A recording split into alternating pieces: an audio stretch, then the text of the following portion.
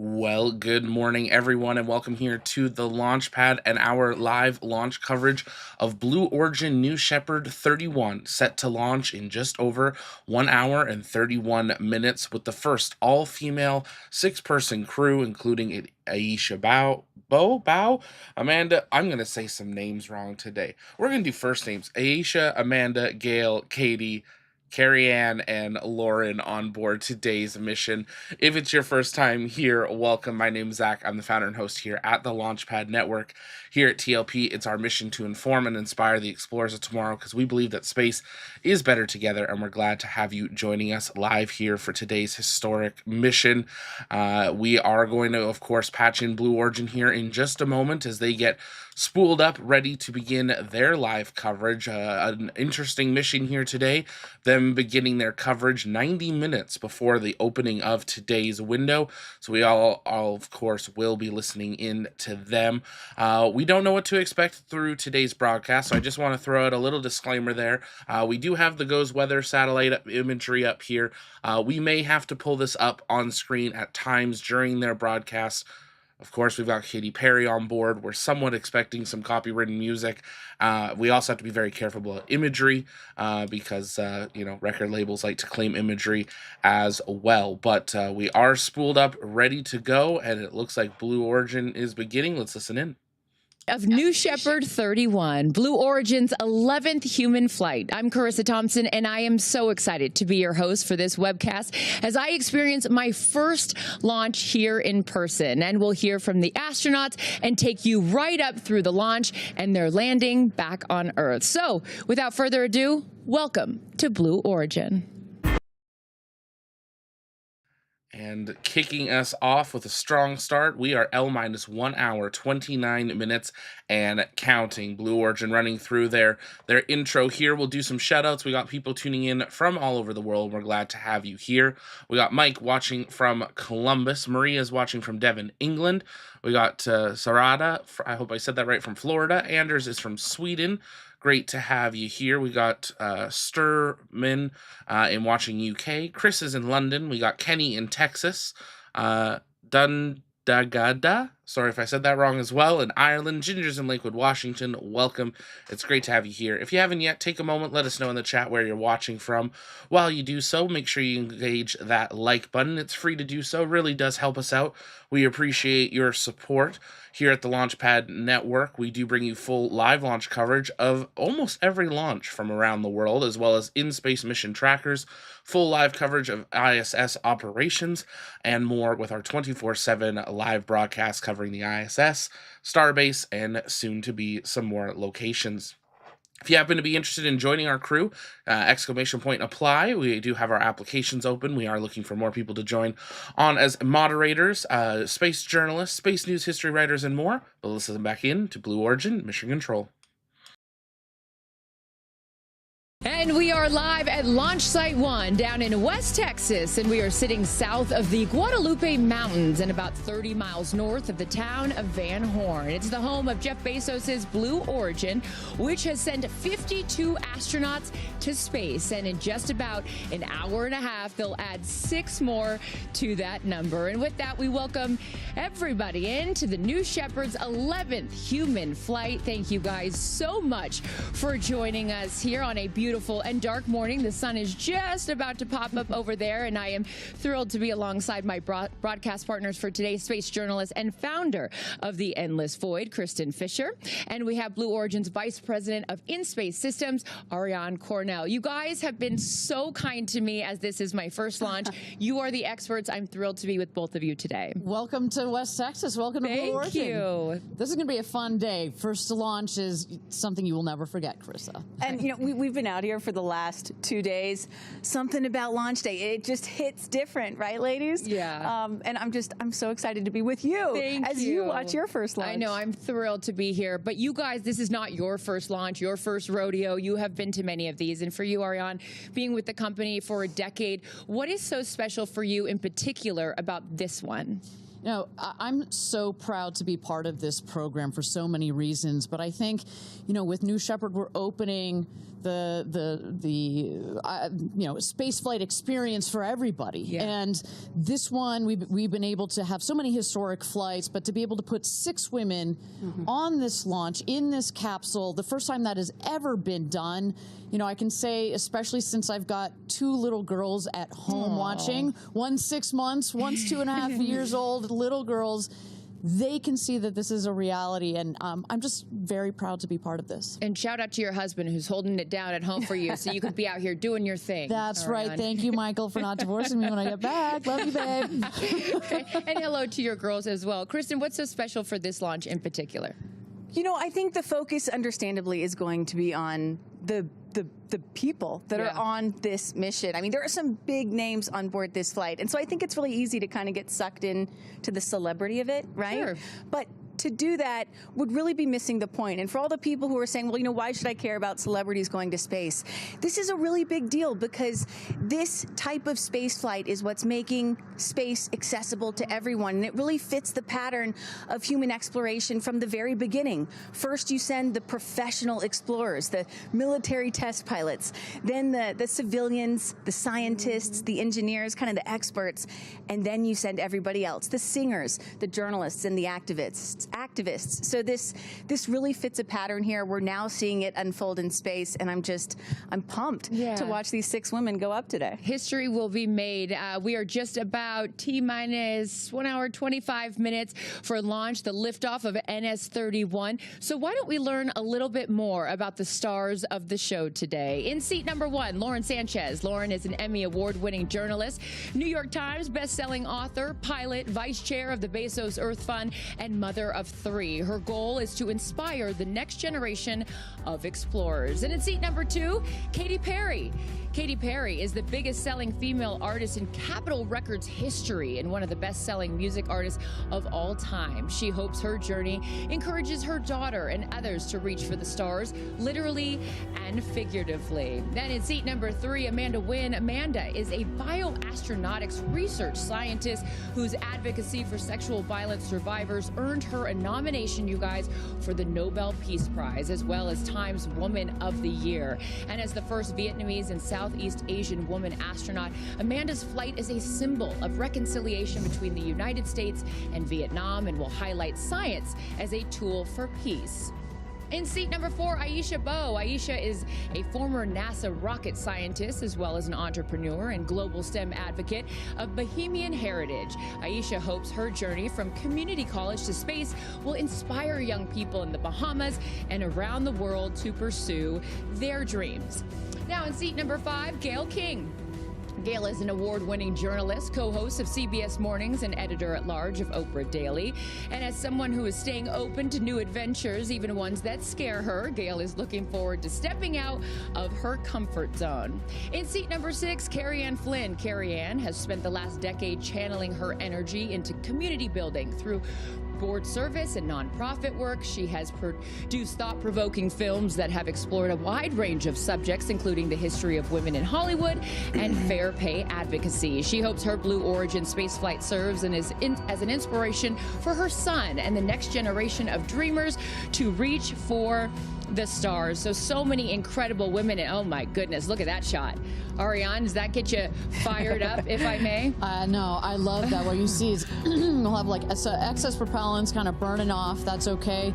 That's what we're looking at right now is the rocket getting ready. It's getting filled with propellant. We always want to make sure that the temperature, but also most importantly, the pressure in the vehicle is all set. So that's why sometimes we got a little bit of excess. It's okay. There will be many times over the next hour and a half I will look at both of my experts and say, what's happening here? So if you guys, like myself, are new to this, don't feel like you don't know anything, because they will make sure that they get you caught up. So I want to start with you, Ariane. Can you speak to how Blue Origin has developed and evolved this process of commercial flights to space? Sure. So, just 10 years ago, April of 2015 was the first time we launched this rocket ever. NS-1. You see NS-31 on your screen. We've had 30 subsequent flights.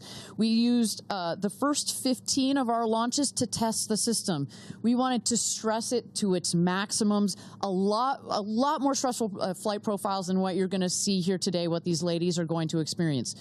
we want to make sure that at Blue Origin we completely understood the entire rocket system, the capsule, and not just from a technical perspective, but also from an operational perspective. We want to make sure that our team is well prepared and practiced on this. You know, it's an autonomous system, which means it flies on its own from beginning to end, but there's a very well qualified team behind it to prepare the rocket as well as prepare the astronauts. NS-16, Jeff Bezos went up for the first time July 2021, and we have had a total of 10 human space flights since then, today making our 11th, and today a historic one. Yeah, indeed. I mean, it should be noted, it's just the 6 women in there. You know, that's only 6 women. It's just 6 women in there. Only. Oh, Yeah, I know, but maybe wrong choice of words on that one. No, but yeah, please go ahead. No. It's just to be, again, being new to this field. It's like it's them. They're up there alone, but they're never alone because they've got all the great people here at Blue Origin behind them. And we talk about the frequency of these flights. So, Kristen, having covered so many, does it start to feel routine for you? It totally starts to feel routine, right? But that's exactly the point, to normalize human spaceflight and make it really safe. But, you know, then I have to catch myself and be like, no, there's actually nothing routine about this. There will never be anything totally routine about this, because don't forget what these 6 women are about to do today is strap themselves on top of essentially a controlled explosive, a bomb. Don't tell Gail King that, right? No. Don't let her hear that.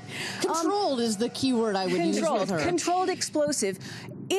There is risk in that. No matter what you do, there is some risk. So you have that to think about. And then you have Blue Origin landing a booster vertically. I mean, that is something that had never been done before until just a few years ago. Truly the stuff of science fiction now come to life. So yes, it does become routine, but it's also routine and extraordinary all at once. Well, I feel so grateful that we're not just sitting in a studio talking about this. I know. This isn't a green screen behind us, ladies and gentlemen. We are here on the ground. So many amazing things around us. So just to orientate the viewer, where are we exactly? Well, a couple days ago, I caught up with one of our astronauts. As I mentioned earlier, Lauren Sanchez is a pilot, and she gave me an aerial tour of Launch Site 1 here in West Texas. This is West Texas, the home of Blue Origin, and it's just this vast, incredible space. Where did your love of flying come from, Lauren? My dad. So he was a pilot. My dad was a pilot, is still a pilot. He's 84 and still teaching how to fly. Wow. And I love it. Flying to me is complete freedom. You're at the controls, you're seeing the world from a different perspective. Okay, first look to the left. Okay. That's where the booster is going to land, right on that spot right there. Wow. Isn't that so cool? Oh, Counterclockwise. Catch your my goodness. Yeah. And then look, and then our capsule is going to land somewhere in this vast open space. I can only imagine how you're feeling in the sense that when you sit here in the pilot seat and you fly this helicopter, and then in 2 days you're going to be going to space. Like that, it just blows my mind. It blows my mind, and I can't believe that we get this opportunity. It's really not about going to space. I think it's about what all of these women are going to bring back, the stories that they're going to be able to tell, the lives that they're going to be able to touch. And also, it's just fun. Yeah. Like, we get to do something that's fun, and I'm really excited about that. Pictures of you. This is where the rocket takes off, by the way. What's really cool about the Blue Origin rocket is that it's hydrogen and oxygen. So guess what the exhaust is? Clean. Water. Clean. Yeah. Water. Why is now the time to do this, Lauren? Why not? Yeah. Now is the time because Blue Origin is making it possible. And it's going to get more and more accessible with each passing year. Being able to share this experience is really what it's all about. And Aisha, Amanda, Gail, Katy, Carrie Ann, being able to share it with the kind, generous powerhouse of women is what makes it all worth it. It really does. Now, as you sit here just a couple days away from going to space, piloting your own helicopter, it says so much about you. Don't know where your dreams are going to take you, but you're here and it's your reality. And it's the most incredible adventure ever, and that's life. It's so impressive that she does that, and while answering my questions for an interview. So we will hear more from Lauren later on in the show. But right now, let's welcome in the fourth member of our broadcast team, Blue Origin's Tabitha Lipkin is over at the Astronaut Training Center. Tabitha, good morning to you. And I know that you got a front row seat there seeing the astronauts as they arrived bright and early today. What is the vibe of the New Shepard crew this morning now that the morning is finally here? Oh, there is so much energy here. In fact, I've already heard happy screams coming from inside the Astronaut Training Center. And these women are feeling all the feels, right? This is a very human emotion to feel energy, excitement, a dash of anxiety as you kind of teeter on the edge of history. But these women are all rock stars in their own fields, whether they are performers, storytellers, advocates, now bound together of this moment in time to space. Now, it's pleasure, by the way, of and I want to actually Amanda Way about what this mission really means for them. Who are you bringing them? You know, all astronauts. Our capsule, our spaceship, traces back to the nautical tradition of ringing war sailors. My family learned celestial navigation in order to find their way to freedom on that refugee boat. And so when I ring that bell, I will be thinking of Hiekwa, Goba, Iyo, Mea, the four that were chosen to go into death to seek life. What you think this will mean for women around the world, but also for sexual assault survivors? You know, when I fly, I'm flying, of course, to represent my community. I'm so proud to be the Vietnamese first Asian woman, and I'm also proud to be a survivor who is healing. You know, this journey really is about healing. It's just that my healing takes me to the stars, across the Kármán line. When I fly, I want all survivors to know that you will make it through. First off, who are you looking forward to once you come down being able to share your experience with? I'm really looking forward to sharing this experience with my mom. Growing up, she was a teacher. She put that on pause to raise her family, and then she was an entrepreneur.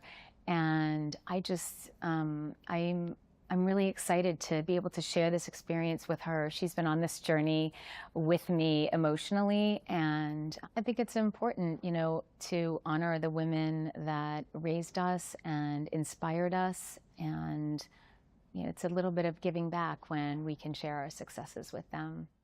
What about a message to so many kids who are watching? One of the partnerships and nonprofits a part of Blue Origin is Club for the Future. So do you have a message for the kids who are excited to watch this launch, a historic launch? Believe in yourself, dream big, and don't let anyone tell you no. It's never too late to fulfill your dreams. So some powerful words that you've heard from our astronauts already. And as I said, it is an exciting and active scene here. This is really a generational event. And throughout the morning, we are going to check back in and hear more from the rest of our astronauts. Carissa? Thank you so much, Tabitha. And yeah, we're going to be checking in with you all day long leading up to launch as well. Thank you so much for that. So Ariane, obviously a whole new experience for these ladies, right? Walk us through, myself included, since this is my first launch. What have these women been, you know, going through, and how have they prepared for today's launch? Sure. So for our astronaut training program, we have our astronauts arrive on site 3 days in advance. And they go through just 2 days of training. It's 2 intense days of training, but really that is all that they need. So what are some things that we walk them through? You know, what we call ingress and egress, just fancy words for saying how to get into the capsule, how to get into your seat, how to buckle your harness. That's really important. It's a 5-point harness, much like a race car harness. How to get out of your seat. You just kind of turn the click on the button on the harness to get out. How do you also get out of the capsule? We go through emergency procedures, obviously hoping nothing, you know, they don't need to use them, but all of this is about getting them acclimated. More of that. We get them situated with our launch site. We take them out to the tower. We had the good fortune of going up to the top of the tower a couple of days ago. Well, let me throw it back to you. Even with the rocket there, without the rocket there, you felt something, right? Yeah, going up in that elevator, I was like, oh my goodness. I can only imagine how they felt. But the importance for them, you know, again, in my world of football and sports, it's the run through. Here we are at the top there, and the rocket, and again, correct me if I'm wrong, Ariane, will be right behind where we're standing, right? That's precisely, sort of that is the gantry that goes out and connects with the capsule. Yeah. Yeah, but a walkthrough, right? It's important for them to get acclimated, so they're not doing it for the first time when they're about to go to space. So very cool. So much has went into it. We even got to peek in yesterday a little bit of the astronaut training, and I got the great fortune of going in the capsule and sitting in the seat. It's an incredible experience. But you mentioned those 2 days, and safety, of course, always top of mind here at Blue Origin and in space flight. So, Kristen, how does New Shepard stack up against some of the other spacecraft? It's got a great track record. And, you know, if I'm Gail King, again, I'm going to talk about Gail King a lot today. Who has admittedly said she's very nervous. She's nervous about it, which I find so refreshing. You know, you don't always hear that from the professional astronauts about to go to space. She's admitted that she's nervous. So if I'm nervous, I would feel a lot better knowing that the rocket that they're about to fly on has an abort system or an escape system. And not only does it have that, but it has been tested and worked in real life multiple times. And so for those of you who have perhaps never watched a space flight before, the rocket's split into two parts. You have the booster on the bottom and the crew capsule where the astronauts are on the top. And so in an abort, or if something were to go wrong, the capsule could jettison away from the explosive, from the rocket itself. So that's critical because it means that the astronauts could get to safety. And as Ariane and I have been talking about, it's been tested 3 times, at multiple times during the ascent, and they actually tested it in real life once back in 2022 when there was an in-flight anomaly, and it worked. So that was not, to be clear, that was not a test. That was we actually used real thing. It, so it was not. It's not like we had set up this scene for us to test it. It worked perfectly, and it was uncrewed, right? But Correct. If astronauts had been inside, they would have been fine. Those payloads actually came out quite nice. We had some scientific experiments in there that really enjoyed the flight. Yeah, safety being paramount. Well, as I have admitted here, this is my first launch. I'm learning so much and have learned so much from you guys with your generosity over the last few days and months. But my day job is an NFL host for pregame shows, and I work with a guy named Michael Strahan. You might know who he is. Well, guess what? He became an astronaut when he flew up to space on New Shepard 19, and he has some words of encouragement for today's crew. Hey ladies, it's Michael Strahan. I just wanted to say good luck on your amazing flight today. It was life-changing for me. I hope it's life-changing for all of you.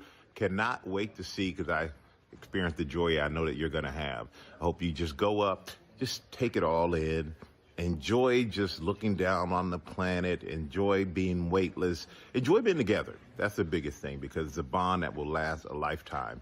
So good luck. Have fun. Looking forward to seeing you when you're back on the ground. Welcome to the Space Crew. This guy, what a guy, as he's at his other job on GMA there in the morning show. But yeah, he can do it all, but a really cool experience. And he came back and had told me after he did that he didn't even know how much he needed it until he did it. A really special thing that these women are about to experience. So Ariane, what are some of the top reasons people tell you that they choose to fly specifically with Blue Origin? So first and foremost, a lot of them come to us saying, this is a dream I've had since I was a child. And they are so ecstatic that finally they have the opportunity to fly, and to fly now. You know, you can, it has taken so long for us to get here, and so now they can actually buy a ticket. I'd say the second thing is we do get those adrenaline junkies who have been like, I've been to the top of Everest, I've been to the bottom of the Mariana Trench, you know, I've flown in a MiG fighter jet, but there is no other way of getting this sensation, both from you're going Mach 3 times the speed of sound, but also you're getting this insane view from up in space. I'm they're so like, "Sign jealous. me up."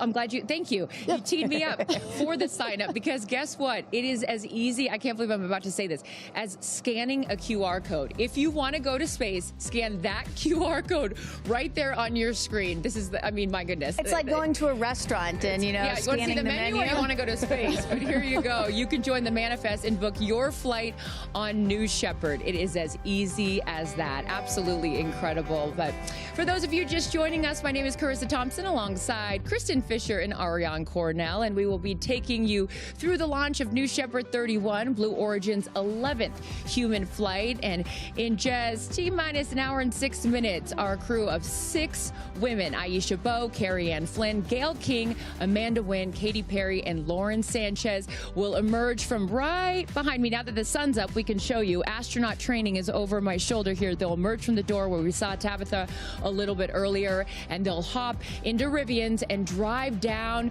what I love, the road to space. Literally and figuratively, New Shepard 31 will take off in an hour and 5 minutes.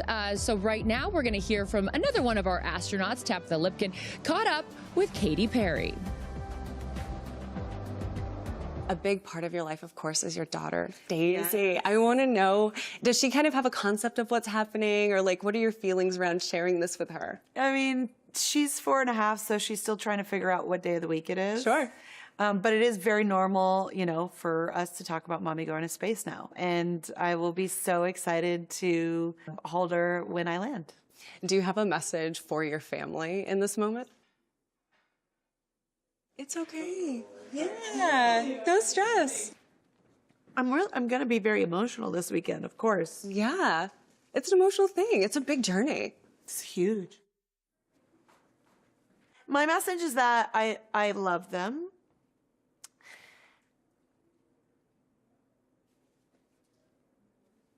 And I can tell. You've got so much love in your heart, and I appreciate you sharing that with me, especially in this moment. Take all the time you want. The message to my family is that I love them so much, and I'm so full of love, and I am so grateful to be representing a fearless female in my family, which is a domino effect from my mom, from my sister, and definitely something I feel from my daughter. What are you taking with you to space? I'm taking bracelets that represents the pillars of my foundation that I started with my sister called the Firework Foundation. I'm bringing almost 300 of them so that I can bring them back home for the 6th, 7th, and 8th graders that get to come to Camp Firework. They're going to be so excited. They're going to be very excited. It's really for those kids to inspire them as well, to never put limitations on their dreams. I'm going to be bringing a daisy, a real-life daisy from the Earth to remind us that, you know, the Earth is very precious. I'm also launching a tour on April 23rd in Mexico, and I'll be on tour for the rest of the year. And I think it would be pretty cool to reveal my set list for that tour in space. Is that what you're going to do? I just might. We can look forward to? Just on a little nugget? Little nugget, yeah. So with that, take advantage of it. Like, what's your message to your fans? Thanks for being on this journey of a lifetime with me, and what a ride it already has been and will continue to be. Obviously, buckle up. Oh, I love seeing her vulnerable, right? I mean, we always see her, she's tough, she's all this, but showing that emotion, that's a real thing. I saw her little daughter, Daisy, yesterday, and she's wearing her all pink astronaut suit, and she keeps going around being like, my mom's going to space. It's such a cool thing. And for all of you Katy Perry fans out there, I know there are a lot of them watching. It must be cool to see that, and revealing the set list, which is also very cool up in space. But Kristen, today marks the first all-female crew on a Blue Origin flight. What does that mean specifically for you? It hits home because, you know, my mom was a member of NASA's original 6, NASA's first class of women astronauts. Dr. Annalee Fisher there, and that's my dad, Dr. Bill Fisher on the right, who was also an astronaut. And, you know... Which is incredible, by the way. Like, both of your parents being astronauts is just, wow. And they both, I'm actually wearing the necklace that they both flew into space today. Wow. And so with my mom, you know, it took that entire class, NASA's first 6 women astronauts, it took them 2.5 years for all 6 to fly into space. You're adorable. And it's so cute. And now Blue Origin is sending 6 women into space in a single day. I mean, that's progress right there. And then on top of that, my mom was the first mom in space. I was 15 months old when my mom flew, and so I'm really relating to little Daisy, Katy's 4-year-old today. But you know, back then when she flew in 1984, there was some people thought it was really impressive and incredible what she was doing, but other people were like, my gosh, how can you leave your 15-month-old baby back on Earth? And so today, here we have 4 moms, 2 mothers at the desk, a grandmother going up in space. I mean, it's truly generational progress, and it's just so cool to see. And I got to shout out to my daughter, Clara, who's watching at home, who is so upset that she can't be here today because she wanted to meet Katy Perry. But you know, hey, you got to go to school. So I got to go to school. I should mention to you that actually we at Blue Origin, we've got these what we call our business resource groups. So they're groups that you can join as the employees, and we've got one for the Black community, the Latin community. But we also have one for the parents at Blue, and we call it New Fisher. You know, we've got New Glen, New Shepard, etc. It's called New Fisher. There's the patch. It even has a patch. I just found out about this yesterday, by the way. Don't worry, we'll get you on. We'll get you. So it is so important, you know, what your mother has done and what these women are doing today. Well, and you know, ultimately, if space is about, if we're here to open up space to everybody, you know, someday in the future, it's not just going to be, you know, adults that go into space. It's going to be kids too, and entire families. So that really is also what today is about, the start of all that. It is. It's really special, and I love that it's getting light, so you guys can really get a full scope of what's going on behind us. And with that, we're going to send it back over to Tabitha Lipkin, who's moved over to the viewing platform where friends and family will watch today's launch. And Tabitha, one of today's astronauts, had a connection to Blue Origin before she even joined the crew. Tell us more about that. Oh, and it is such a beautiful connection. So I want to focus on Aisha Bowe for a moment. I mean, she just embodies what it means to be multidimensional, right? She talks about going from community college to space. She's representing the Bahamas, and she helped founded projects like STEMboard and Lingo. But within being multidimensional, she also was a mentor for an employee right here at Blue Origin who helped build the very rocket she is about to take off on. What was it like when you put the flight suit on? Oh, gosh. Okay, the flight suit, first of all, we look good. It's amazing. Like, as I pulled up the zipper, I felt like a superhero. And then I just reflected on my life and the journey to the flight suit. My 92-year-old grandfather is making the journey to see the flight. And where he was born, in the Bahamas, they didn't have aircraft. He used to ride his horse around all the time. And so now he's taking an airplane to come see me fly to space. And that was at the top of my mind when I was zipping up the suit. What is your connection? You mentioned this briefly when you were at NASA. There was an intern who now actually works here at Blue Origin, and you guys are tied in together. I want to know that story. I went to an aviation museum day for young girls who were interested in aerospace, and I met Claire Luce. And she said, I want to be an aerospace engineer. And she asked if she could come visit. And I was like, yes, of course. Well, that one day turned into me mentoring her, and that 13-year-old girl became a 16-year-old who had an internship at NASA, who then decided to become an aerospace engineer. And today, Claire is working on the very same rocket engine I'm going to fly on. And so to know that when I step in that rocket, that someone who I've known since she was 13 has had her hand in making sure it's safe means all the world to me. I mean, just an incredible story, right? To have that connection with Claire. And you know, Aisha's also been a big proponent of Club for the Future, which is Blue Origin's nonprofit, where you can get free space-related lessons, but also we're sending postcards to space. And Aisha specifically is sending postcards all the way from India, Kenya, the Bahamas, and all across the United States. Pretty remarkable. Oh, it's such a great story. Thank you, Tabitha. We will check back in with you in just a little bit. But in seat number 1 will be Lauren Sanchez, who has seen her fair share of human flights from the ground. And I had a chance to catch up with her to discuss her flight to space.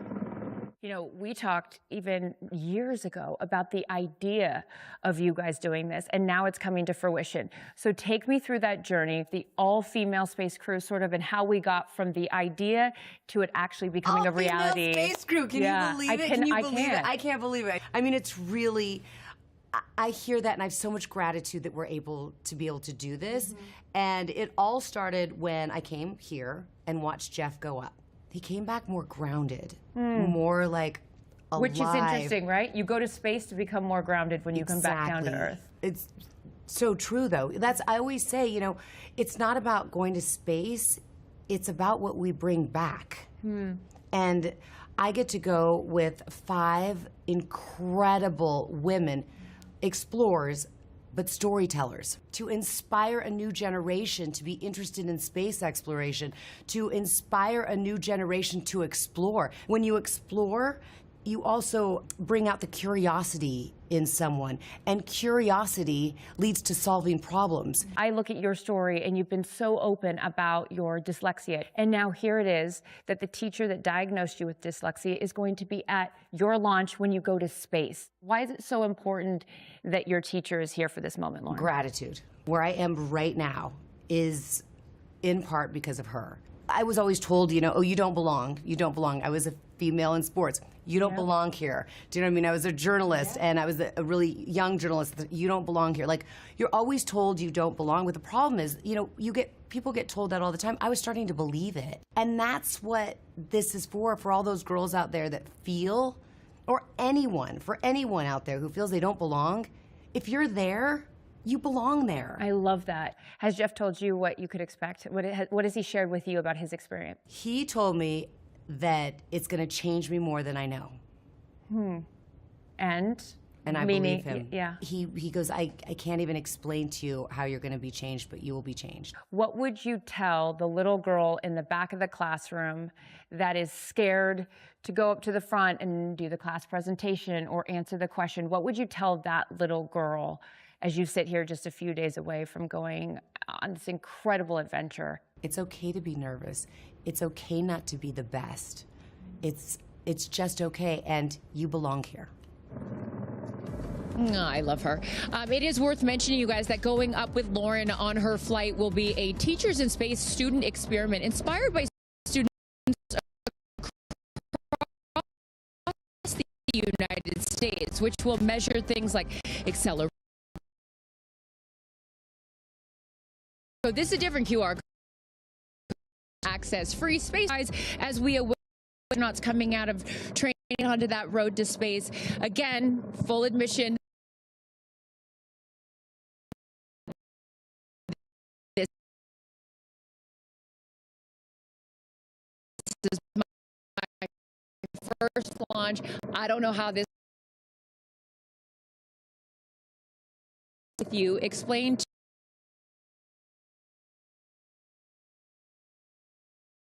going up in today. What we're going to end time for this mission, only about 10 or 11 minutes. And so it's going to start on the left-hand side of your screen. That is liftoff. Then there are 2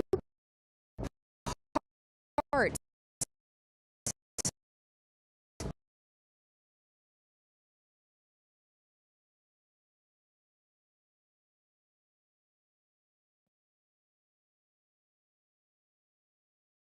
To this spacecraft. Do you have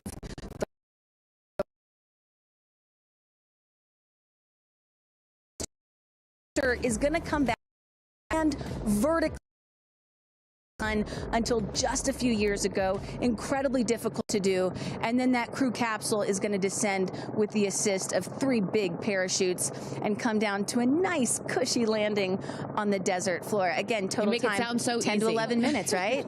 I mean, it's going to happen really fast. It will happen really, really fast. I should note on the booster, so we made history with this new Shepard rocket, not the exact tail that we're flying today, but we were the first organization to ever land a rocket from space and reuse it, and that happened just 2 miles north was the launch pad. 2 miles beyond that was the landing pad where all of that happened. It was really exciting.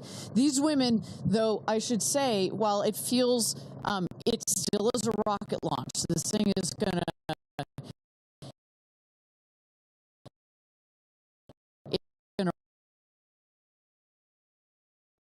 wrap.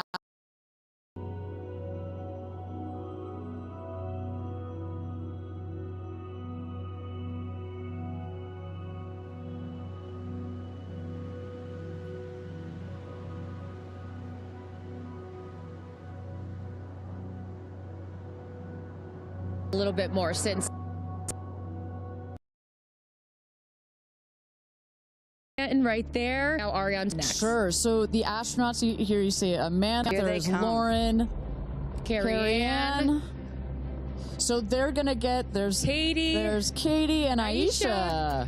So they're all gonna get into the Rivians. Look at Gail bouncing up and down. She doesn't look nervous at all. She's ready to go. So they're going to get into the Rivians. They're going to drive just behind us. We can already see the friends and family starting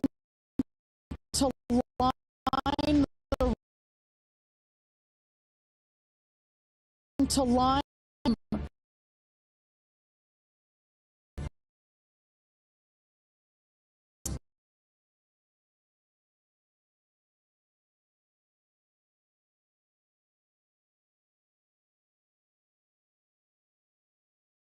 right in front of Katy. Look, she's one of those river one in the foreground, backing up. That is Sarah Knights. And just right now, because we're about to.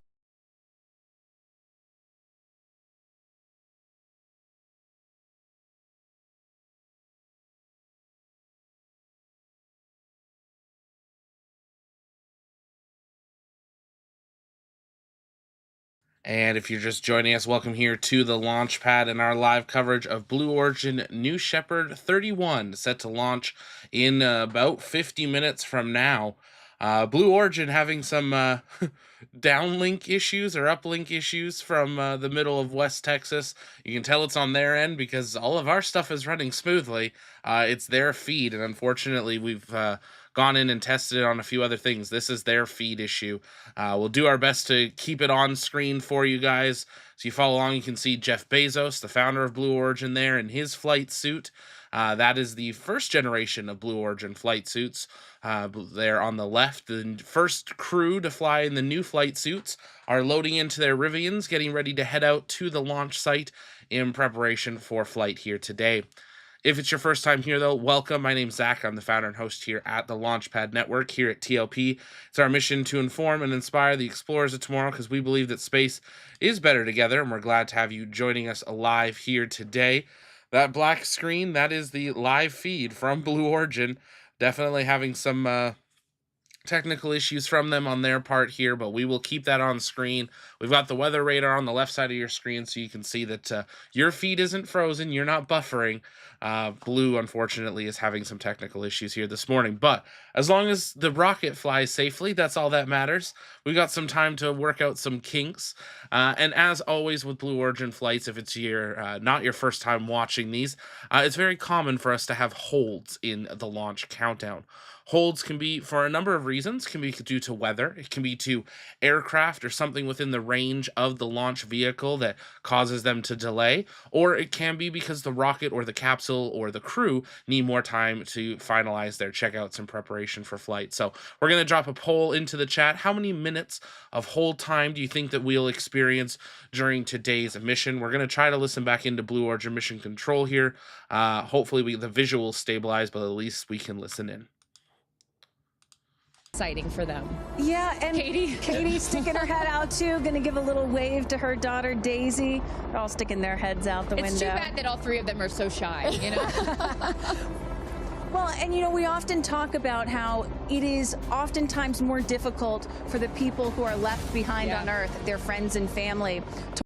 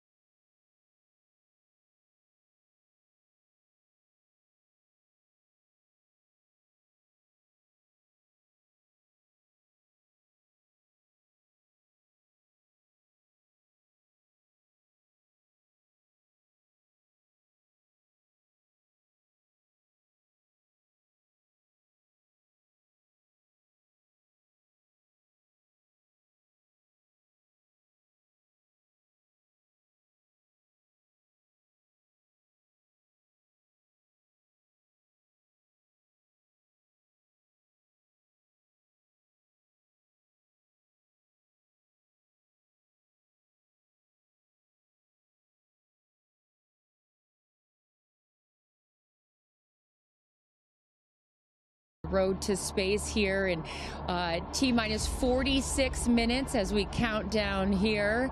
How does this compare, Ariane and Kristen, having seen so many launches to some of the other ones that you've seen? Well, I think to Kristen's point, you know, this is, you know, for let's say a NASA launch, you know, they have to be quarantined. You kind of wave from afar. The families. This is a parade. Yeah, it's a parade. They're really integrated into this experience because, as you know, as I mentioned, when these people go to space, so often it's, I've been dreaming about doing this since I was a little boy or a little girl, and the family and the friends come along this journey in supporting these people, and so to be able to have them there right up just into the last minutes like this is really important. And we knew when we designed this whole astronaut program that incorporation of the families and the friends was going to be very, very important. Why was it so important? Well, I think among other things, you know, precisely these aren't, you know, these are not people that have trained for years and years and years, right? You not quite as Kristen, as your parents. They're not fighter pilots. You've got people that are very normal, you know, like Gail has been very clear about her emotions and her nervousness. We want them to have the support and the love of their friends and family. And this is a moment that will change their lives forever. It is a moment, getting that chance to see the Earth from space is something that will forever change their perspective. They will come back slightly different people. And so for a moment like that, oh, and here they come. Yeah, as right they're by our stage. right over our shoulder here is our set as we wave to the incredible women here. And each crew names themselves, right, Ariane? So this crew has named themselves the 6 that are taking up space. Good luck. Good luck.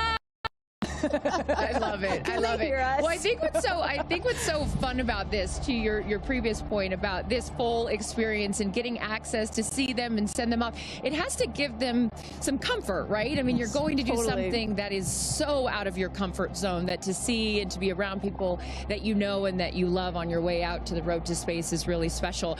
And also just being here the last couple of days, you really have an appreciation that, yes, of course, the focus is on these 6 women, but I'd be remiss if I didn't mention the experience that I've had. Even you took us into mission control yesterday and just meeting them. There's 10,000 employees here at Blue Origin, and all of the men and women whose lifelong goal it was to work at a company like this, and you know, all their schooling, and just some of the most intelligent people that you'll ever meet, and all the hard work. I mean, this is not a small thing that is happening, and all of these people have dedicated their lives to moments like this. And so I just want to make sure we acknowledge that this is such a group effort to put these women into space for the first time. I should say, you know, of all the interviews and press that I saw Gail King do prior to this launch, one of my favorites was Mae Jemison, the first black woman into space, and she made a very clear point. She's like, there's going to be lots of emotions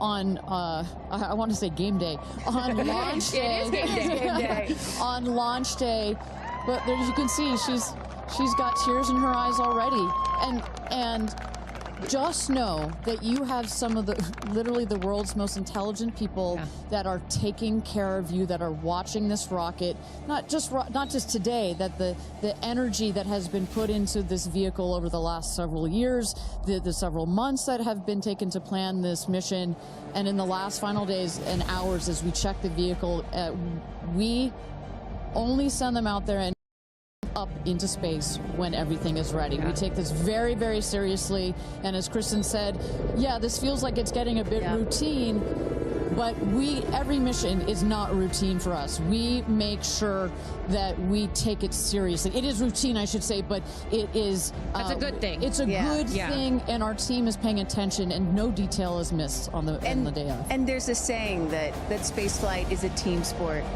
And, you know, it's not, there's so much focus on the astronauts, but it really is a team sport, and I think we really got a sense for that yesterday going into mission control. For those of you just joining us, Carissa, Kristen, Ariane here, Tabitha with the friends and family, and then we see the astronauts here. They have loaded up from the astronaut training center. They're in the Rivians, going at quite a speed, I will say, on the road to space, which what a is shot. Look at that really sunrise. beautiful. I was just going to say, which is such a beautiful shot there, the aerial view from our helicopters. But, you know, there's been conversation leading up to this, and I loved, Kristen, you had pointed out when you get asked, like, well, why do this?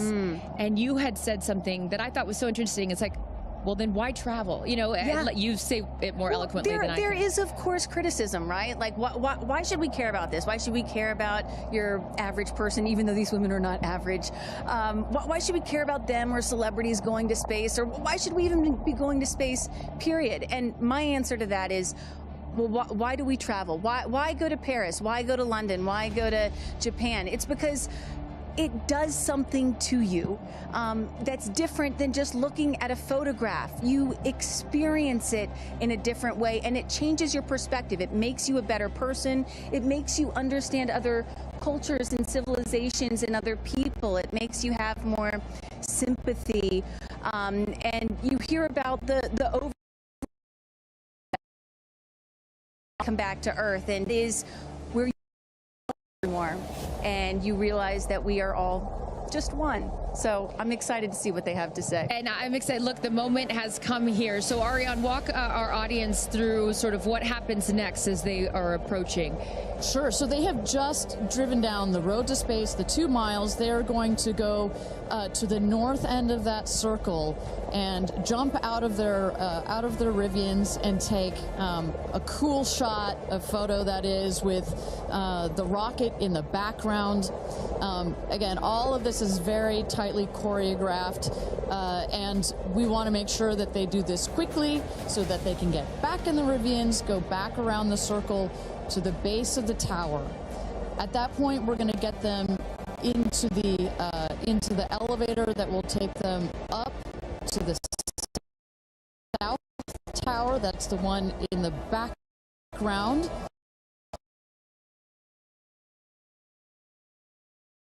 There, our crew, they are ready to load the crew into the capsule itself. This is safety is paramount at Blue Origin, so we want the minimum number of people out there next to the rocket for the least amount of time. So we keep it fast. We keep all these procedures tight. But we got to do a quick photo shoot by the rocket. I mean, so good. It's history, you know. We got to capture that moment. And again, for those of you just joining us, this is something that I was not aware of. That beautiful rocket right there, New Shepard, didn't come out until this morning, right? So explain a little bit more for those people that are just tuning in, sort of how the setup works. Sure, that is correct. So at about 2 o'clock this morning Central Time, we rolled the vehicle out. There you see on the truck. With the capsule already what we call mated to the rocket. You'll see here in a moment the rocket, it goes very slowly, just want to make sure we take care of our baby as well. Goes out there, the truck will turn the vehicle vertical, and at that point we connect all the pipes and the hoses to the vehicle, and we start loading the vehicle with propellant. Right there, it's empty. That's for safety and security reasons. That's also, it makes it easier to turn vertical. We'll load the vehicle with propellants all the way up to the last moment. We put in there, you heard it earlier in our webcast, liquid hydrogen and liquid oxygen. Those are the two propellants that fire into what we call our BE3 engine, our Blue Engine 3. And our team in mission control from that point on has got their eyes glued to their monitors to make sure that the propellants in the tank stay within bounds, within temperature bounds, within pressure bounds. As they make their way here onto they'll take the elevator, right? They won't take the stairs. That is correct. Yeah. So we just inserted the elevator relatively recently. It makes it a little bit more comfortable as you're going up to the top of the tower. You know, we're at about 3,000 feet above ground level in altitude up here in a dry, dusty desert. we just want to make it a little bit easier for them. And it's worth noting, too, so the 6 women are headed up. We saw Jeff is with them as well, but also crew member 7. Explain to those at home who crew member 7 is. Right, it's like, well, if you don't mind, I'm going to use a football reference Please for you, do. Aaron. And we come, I called you Aaron like your girl. Sorry, oh my goodness. We're often confused. Oh my goodness. So,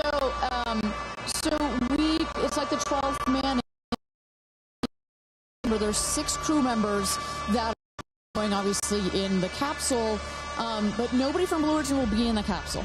It'll be the crew member 7 that has been training them. We saw Sarah Knights as the second driver in addition to Jeff Bezos.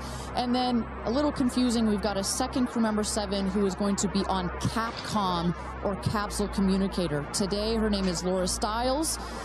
She will be the person that is in our astronauts' ears, communicating with them, making sure everything's going okay, also telling them, hey, this is when you can unbuckle, and this is when you can... That's her right there. That's Sarah Knights right there, exactly. And now we are looking at what?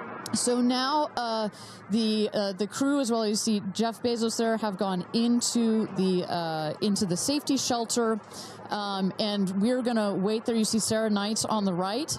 She's gonna just communicate with the Blue Origin team that is at the other tower just next to the rocket to make sure that everything is set and sorted for them to do their final load. This happens very shortly here. We clock it at about T-minus 35 minutes, but we'll only do one already. And in case some of you are wondering what a safety room is or why it's there, it's, again, what Ariane was talking about. You want to keep these astronauts as safe as possible for as long as possible. Of course, they'll be safe when they actually get in the rocket, but just in case anything were to go wrong, we had the chance to go inside this room a few days ago, and it is, I mean, is it a bomb-proof room? Do you want to say that? I mean, it is. It is. Yeah, and you feel it when you're in there. You're like, oh gosh, now this it is feels real. Yeah. And after going up that elevator, you know, for us, I think that's the moment where we weren't even going into space, and all 3 of us were like, whoa, okay, it gets real serious. Yeah, but I love the access that we obviously have in being able to see these women before they go up. For those of you just joining us, we are T-minus 34 minutes to launch for NS-31, Blue Origin's 11th human flight. As you can see there, a little live look in as them saying some words before they take off. Yeah. So I know that we had started to expand upon it and then took a shot of the astronauts. So what will they feel? Sort of walk us through the physical part of what they'll experience, Ariane, once they are in the capsule. So once they're in the capsule and they're ready for takeoff, first they'll hear the engine when it ignites. It sounds like a pop. Everybody, listening will also hear that. It sounds like a pop, and the engine roars.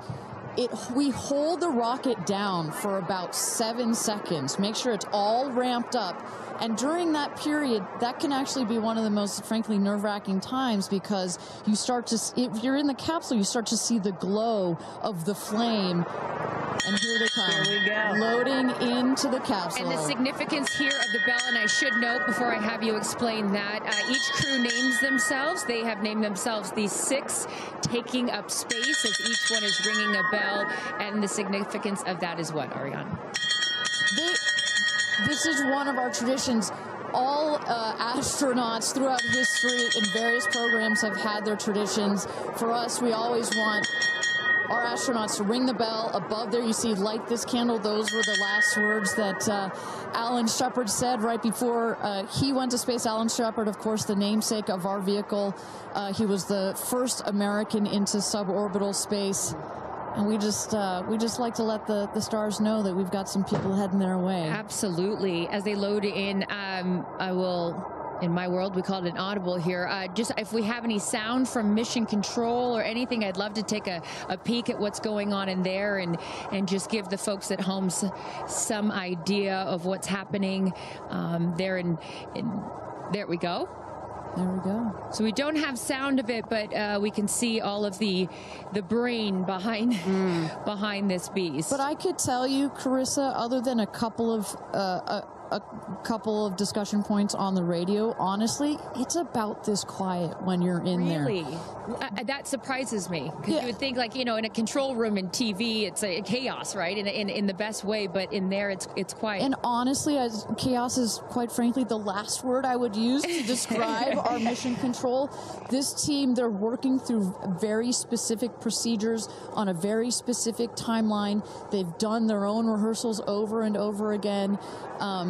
We also want to keep the communication line open if anything, you know, if anybody's got to call it out. But it is a very well choreographed team we've got. And, you know, when folks are wondering, you know, what exactly 2 days of this space flight, done rehearsals and dry everything that you're seeing here. They practice over and over getting inside this capsule, strapping themselves in.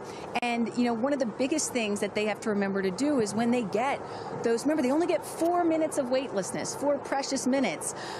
They have to unbuckle and then buckle back in at the exact right moment. So those are some of the things that they're learning to do and practicing while they're training in that building right behind us. As we look at New Shepard 31, the 31st mission, the 11th human flight here for Blue Origin. We are T-minus 30 minutes. Carissa Thompson, Kristen Fisher, Ariane Cornell with us, and Tabitha Lipkin at the tower. I am going to be leaving here in just a few minutes. I'm going to go to fallback 3, an area. Then I will wait for the capsule to land. I'll wait for the recovery team to come out and then bring you interviews from each of our astronauts as they arrive back here on Earth. I cannot wait for that.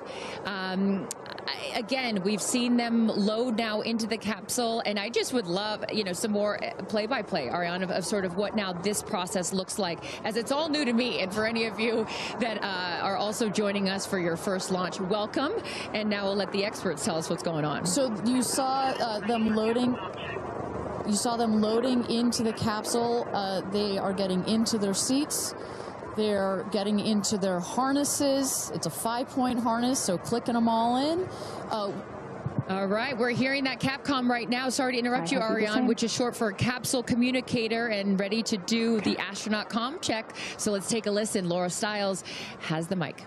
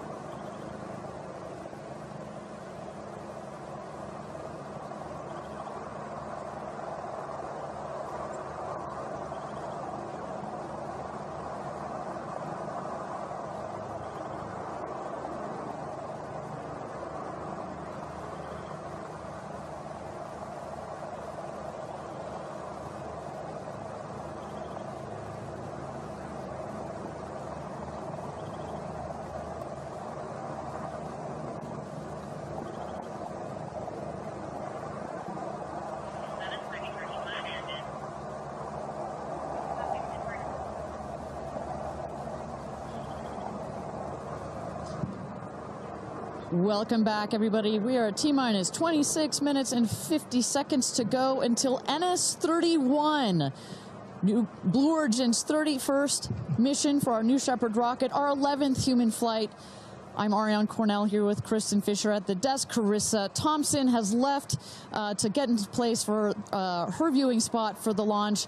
We are waiting on Capcom, or the capsule communicator, to run the comms check with our astronauts. But Kristen, we were just talking a second ago about what's going on here. You see our crew member 7, Sarah Knights, who's coming out of the capsule there. She has helped load our crew into the capsule, has done just a double check, making sure those seatbelts are nice and tight, as well as made sure that the earpieces and everything are set for our astronauts.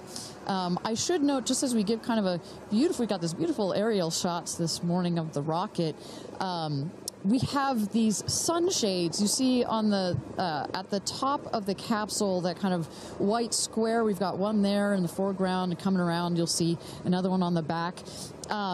Those windows are so large that it can kind of act like a greenhouse in there, and especially down here in the West Texas desert, it can get a bit toasty in there. So we've got some nice sunshade for their comfort. And I love that we can see some of the crewmates inside the capsule as they're getting strapped in. I think you could see Lauren Sanchez right to the left of the hatch right there from that camera shot. So pretty cool that you can see them this close to lifting off.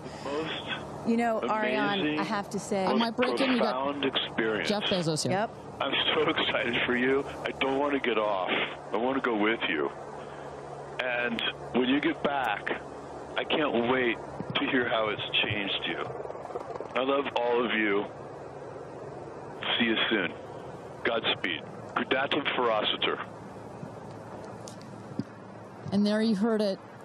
Some words of support from Jeff Bezos, founder of Blue Origin, also astronaut himself from our first launch.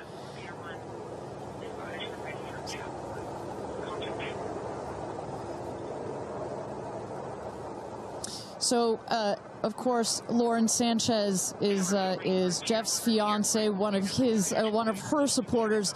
But as we mentioned before, we've got lots of friends and family that are supporting the rest of the astronauts here. They are out at the viewing tower. Let's turn it over to Tabitha. Tabitha, have you had a chance to chat with some of the family members out there? A lot of friends and family have come out here, and it is an exciting vibe. I am standing by with two women who need no introduction. And Chris, I have to start with you. What is it like to be here, and what brought you all the way out here to this launch? Well, Lauren and Jeff, we're here to support our girlfriend and our friends, and I never thought that we'd be talking to you from a space launch. For sure. So this is a really unique experience, and we're just so honored to be here to support them and watch this amazing part of history. And I'm so proud of her. And I just feel like all of the female astronauts that are going to go up today. It's such a big day in history, and it's so empowering, especially my daughter is 7, and just to see something like this. And I mean, somebody said their grandfather was here that's 92, then they didn't even have transportation back then the way that we do now, and now they're going to space. It's pretty amazing. That's Aisha's grandfather. 92 came all the way here. That's where the story, I was like, I heard this story, and he had no airplanes, nothing back in his day. Now he's seeing his granddaughter go into space. That's a beautiful thing. Really incredible. And how does it feel also to be able to share this with multi-generations within your family? It's really something. It's just Kim keeps writing us because she was supposed to be here with us, and she's studying for law school, so she had a big test that she had to take. Again, something I'm very proud of, but she just keeps calling, going, I have such FOMO, tell me every minute of it. So it's very inspirational, and just super proud of the girls, every one of them. And it's a very brave thing to do, and I think it also just says something, like Chloe said, to my 13 grandchildren. Yeah. And what can you say to that, too, for your children?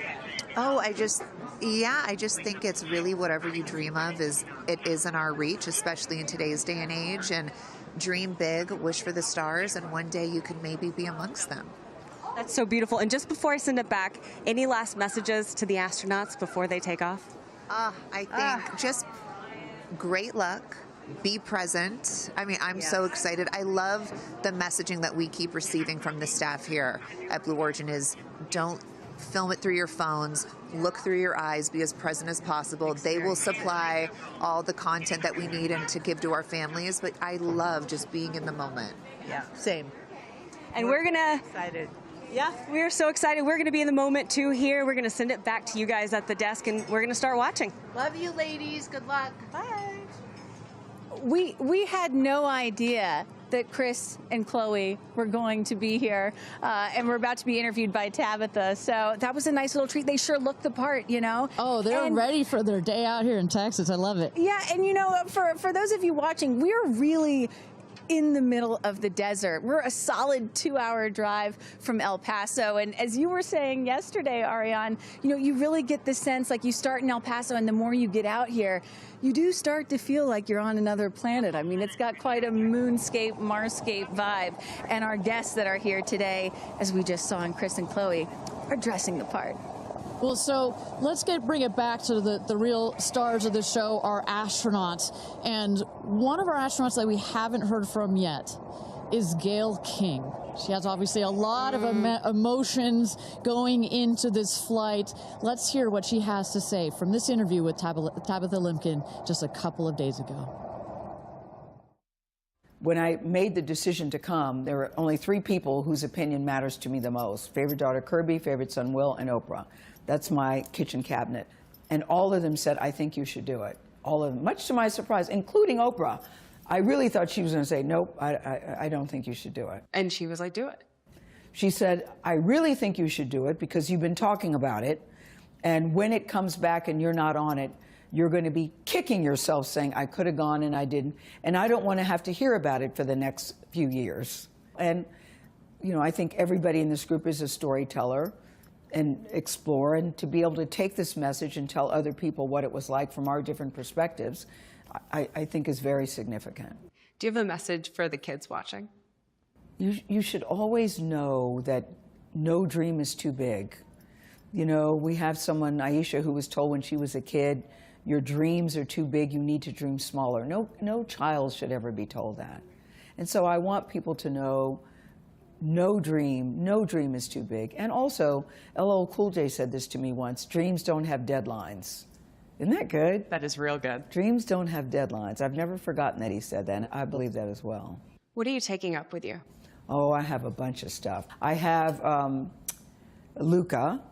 I wanted one of his favorite toys, so I have a Sesame Street character called Tamir. Tamir is this little black boy with great curly hair, so Tamir gets to go to space. I have a wooden cross that you can hold in your hands. It fits like in 3 prongs. And a stranger came up to me at the airport. She said, I always hear you talk about being a nervous flyer, and I wanted you to have this. And so if you're ever on a flight and you feel nervous, take it out and hold it. So whenever I'm flying, I have this with me. Also, I just noticed, what is this on your wrist? So Jared, who's one of our jib operators at CBS Morning, his daughter, Denise, who's 7, made this for me. And she came into my makeup room and said, I made this for you. Someone else gave me Astronaut Era. That's pretty great. Space Sister, Amanda just gave me this. I mean, so I feel that I feel I'm pretty well protected. Absolutely. I will say this, as excited as I am, I'll be very glad when we come back down. I will be very, very, very glad about that. Well, clearly we heard Gail there and prior to coming down here in Texas, nervous and excited at the same time, but one of the things I like about this is that she just makes it real, you know? Regardless of who you are, this is a nerve-wracking experience, and the fact that she's so authentic about it, but also, more so, she is stepping so far out of her comfort zone. I think that in its own right is extraordinarily inspirational. I think most people would feel the way that Gail is feeling right about now. If you're about to launch into space. You know, one of the things that I find so refreshing is that, you know, back in the early days of human spaceflight, you had the Mercury astronauts, and they were all white male military test pilots, and they all had to have the right stuff. You could never talk about nerves or being nervous or your feelings or stuff like that. That was the wrong stuff.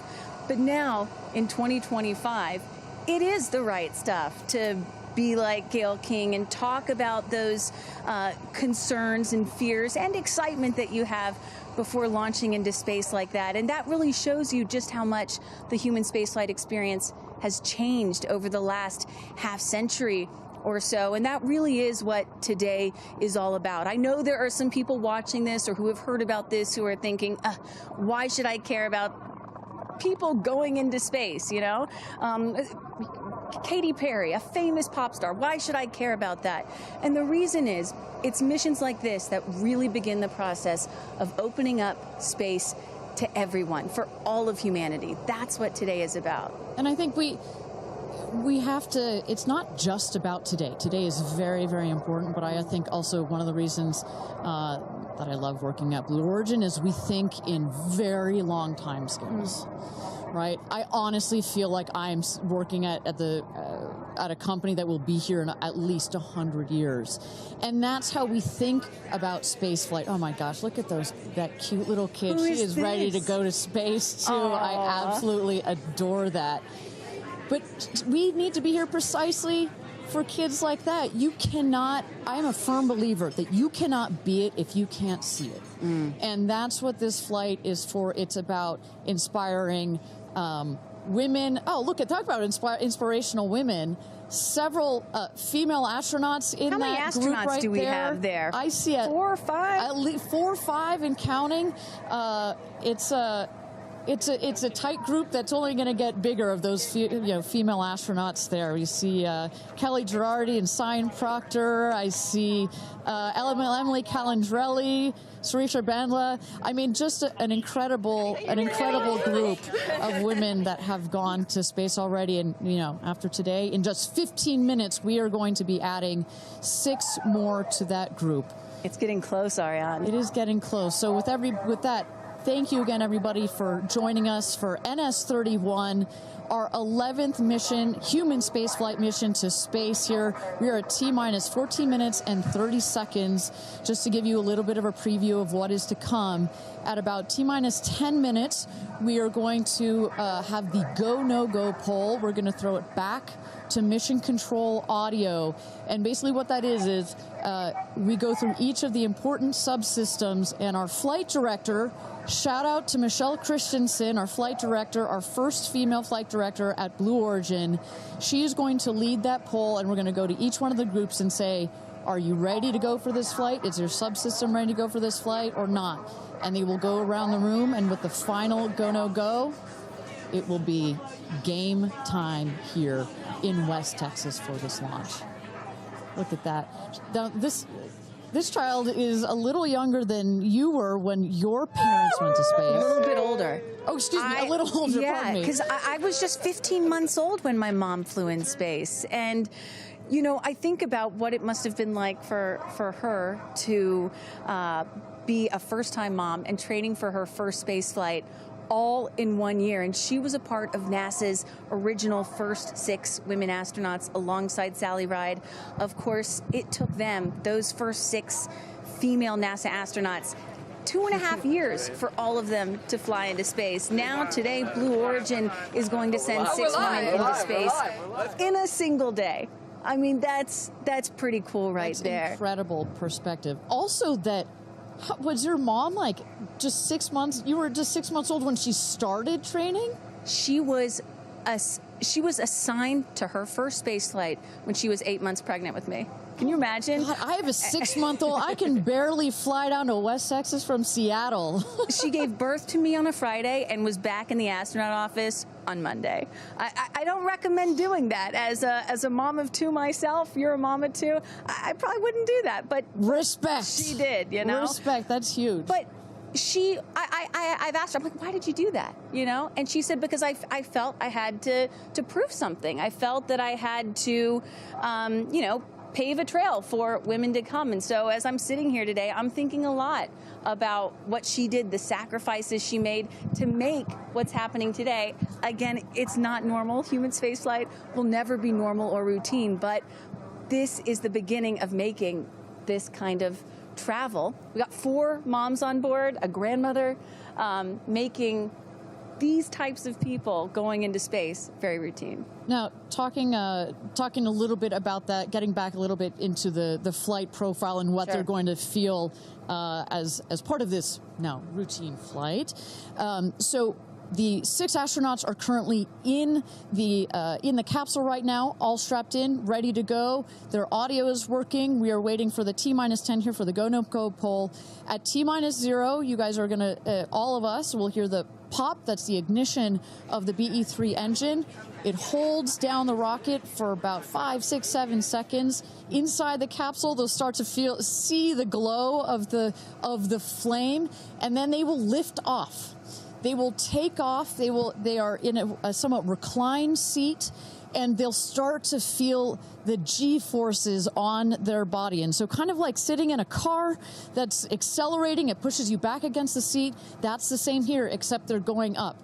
They will accelerate to they'll have 3 Gs. So here on Earth, we're at 1 G.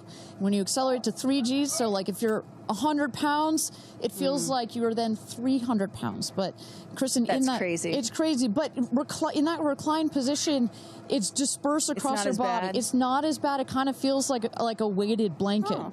And then it nice eases and cozy. up. It's nice and cozy as it gets nice and dark. I'll take a weighted blanket right about now. But they're not, don't worry, it's going to get nice and dark, but there's no sleeping on this. They are going to have the most incredible view out of those windows. The capsule will separate from the booster. That's when they're going to feel weightlessness. They'll get the about 4 minutes to unbuckle, enjoy the weightlessness, enjoy the insane views out of those windows. They'll buckle back in, come back through the atmosphere. That's actually when they're going to have the peak G-forces. They peak at about 5 Gs. Which is kind of counterintuitive. You wouldn't think that you would feel the max G-forces on the descent, but that's when you do. But that's when you do, and it's kind of like, because you're coming back through the atmosphere, right? It's thin up there, you come back through the atmosphere, it's thick. It's kind of like diving into a pool. It kind of goes boosh against you at 5 Gs, but then it eases back up, and we deploy the parachutes, and they come floating down at about 10 to 15 miles per hour for a nice soft landing here in the desert. At the last second, there's an air cushion that comes out. Go. Booster. Here's gonna go, Paul. Go. Ground. Go. Inco. Go. Safety. Go. Capcom. Go. Engineering. Go. This is the flight director. New Shepard is go for launch. Booster, commence terminal count. Protocol flight. Yeah, baby. Go for launch. My favorite words. It's getting real. T-minus 8 minutes and 51 seconds. Until our 11th human space flight, the first all-female crew flight to space. All 6 of our astronauts are loaded in the capsule, waiting for just 8 minutes and 30 seconds to go here. Now, Kristen, we just kind of walked through the flight profile, what it's going to feel like for our astronauts. Oh, we got Carissa up on the tower to chat with more friends and family. Carissa, who you got out there? I don't need to introduce the incredible woman. I don't need to introduce the incredible woman next to me, who is a ray of sunshine. Oprah, you are wearing yellow because Gail's call sign is sunshine. Yes, right. And all of us, the whole family is wearing yellow today. And I you know, we've been friends. It'll be 50 years next year. We've been friends since we were 21 and 22. And I have never been more proud of my friend than today. Never been more proud, because this is bigger than just going to space. I mean, I think for her, who anytime we're on a flight, she's in anybody's lap if there's the slightest bit of turbulence. has like real anxiety flying, and this is overcoming a wall of fear, a barrier. I think it's going to be cathartic in so many ways for her. She told us that she was surprised that you told her to do it. Why did you want her to do this? Because I think life is about continuing to grow into the best of yourself and the fullest expression of yourself. And I think that this is one of the most fullest expressions you can possibly have. And I know that I felt deeply that she would regret it. And I didn't want to hear about it for the next 15 years. I wish I had gone, you know, and I said, there's only one time that all the women are going up for the first time. You know, there will be other trips, but there's only one first time. Incredible. So to be a pioneer is great. What was the last conversation you had with her? I said, peace be still. Hold the God's unchanging hand. He's got you back. That's it. That's it. I know that we're counting down here. We're getting excited for that go for launch moment. How are you feeling as her best friend? I feel so calm. I don't think I've ever been more calm because I think it's already done. Once she said yes, once she committed to yes, and Lord, did we all hear, should I do it, should I do it? Since Thanksgiving, we've been talking about it. And so once she finally said yes, I was like, okay, we're going. It's a go. You know what I have loved is her vulnerability, because she's the voice of a lot of us that would be afraid, and she's okay to talk about being afraid. Why has that been so important to show that part? I think, you know, for every woman who's on this flight, it's about fulfilling something within themselves. For Gail, it's about overcoming this great fear and also stepping into the moment of excitement. And I think, you know, it goes beyond this moment of just going up in space. I think this will be an everlasting experience. I was just thinking this morning, you know, Gail has been there for me for hundreds of events. I can't even remember them, you know. But you will never forget this day. None of us will ever forget this day. Well, thank you for being here, for her, for us. I mean, this is just, it's a historic day, and it's only fitting that you are here front and center as a ray of sunshine that you are, Miss Oprah. Thank you so much. Thank you so much. You're next, you know. I'll send it back to you, Ariane. Thanks, Carissa. Wow, to see Oprah down here. No, I'm not besties with Oprah, not yet anyway, but if Oprah told me to do anything, I would do it. I don't think Gail had a choice after Oprah said, girl, you got to do this. She had to do it. Ariane, we are under T-minus 5 minutes until these ladies hopefully launch into space. And, you know, you were just talking about what these women are going to feel when they launch. But let me tell y'all watching what we may hear, because we have one of the most famous singers on the planet on board, and there is a chance that we will get to hear the audio inside and hear what these soon-to-be astronauts are saying and possibly singing while they're weightless. So I can't wait for that moment. I'm also hoping she comes down to Earth and does like either a Fireworks Part 2 or E.T. Part 2. I think that's going to be, and I think, but let's stick on this point for 1 second, Kristen. I think one of the incredible parts about this crew is their ability to tell the story coming out of this in their own unique way. The way Gail can go on TV and talk about it. Amanda can go and continue to advocate for women more broadly about it. The way Katy can sing about it, etc. The way Carrie Ann can produce films about it. That is what is so special about this crew in particular. And that is what's so special about this new era of space flight. This is not NASA. This is not governments. It's not the U.S., China, or Russia. This is the commercial era. These are private companies, and this is Blue Origin sending the first all-female crew into space since 1963. And this is all going to happen so fast in just a few minutes, about 10 or 11 minutes from launch to landing. And don't worry, guys, I did the math. In case you're wondering, total duration of this mission is just about 3 Katy Perry fireworks songs. So play that song 3 times. That's how long this mission's going to be. Fantastic. Well, so at T-minus 3 minutes to go until our 31st launch of New Shepard, our 11th human space flight. Just to tell you what's coming up here. At T-minus 2 minutes, we send the show over to the vehicle. It goes into autonomous mode. Command engine controller ready to start. We have our team, of course, in mission control that have their eyes glued to the screen there. There he goes, mission control, quiet and intense. There's one of our crew member 7's capsule communicator, Laura Stiles. She is communicating in the ear of our capsule, in the ears of our astronauts. But what we're going to see in the last 2 minutes, you'll see the fins at the base of the rocket gimbal or just move back and forth. We want to make sure they've got free range. At the base there, you see the nozzle, the engine peeking out. The engine as well is going to gimbal, going to move. Both in conjunction together, those two Pressing propellant systems. tanks to flight pressures. Those two systems guide the rocket. And when you are out there at this moment, this rocket feels like it is alive. It feels like it is a living, Retracting sunshade breathing, and capsule access hissing bridge. thing, right? And there's the gantry pulling back from the T-minus rocket. 2 minutes and counting. Transition to onboard hydraulic pumps. And this right here is the moment that they've been training for. 2 days, becoming a crew, becoming a team. After you go through an experience like this, it's more than a team. It's almost like a family. You are so tight to go through something as intense Executing as this. aft fin built-in test.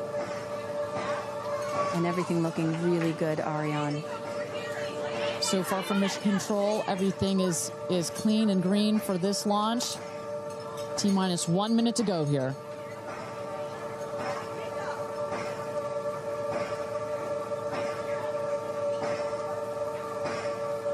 Engine thrust vector control built-in test in work. Vehicle is now on internal power. So in a moment here, we'll see those, what they call the bit checks, the built-in test checks. As you mentioned, Kristen, inside the capsule, you know, as you said, this is like a bridled beast. This thing wants to take off. Switch to onboard helium. Here we go. Good luck and Godspeed, ladies. We're cheering you on from Let's planet launch Earth. this Thrust rocket. termination system is armed. T-minus 22 seconds and counting.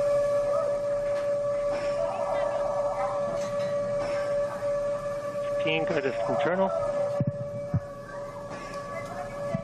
T-minus 10, 9, 8, 7, 6, 5, 4, command engine start, 2, 1, ignition.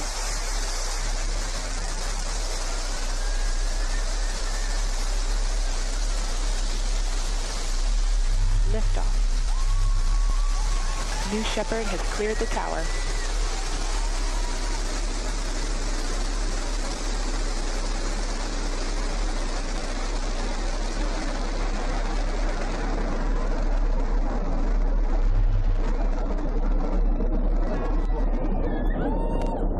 Flight.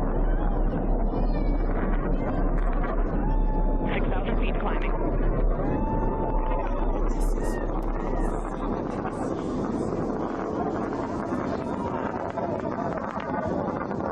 Begin throttle down for Q limiting. Engine response looks good.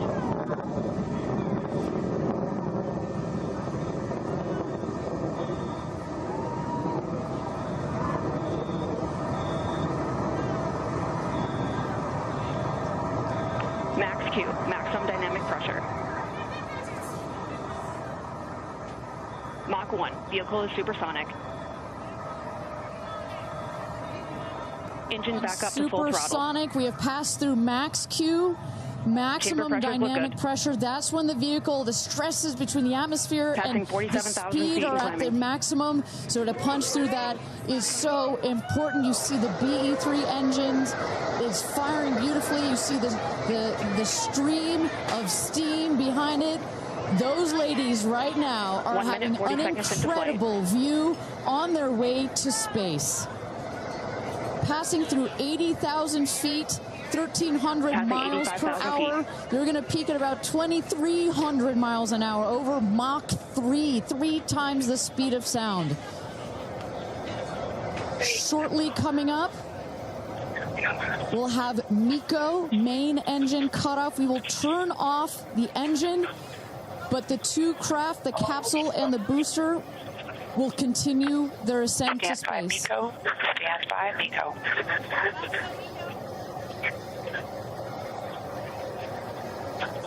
And there you saw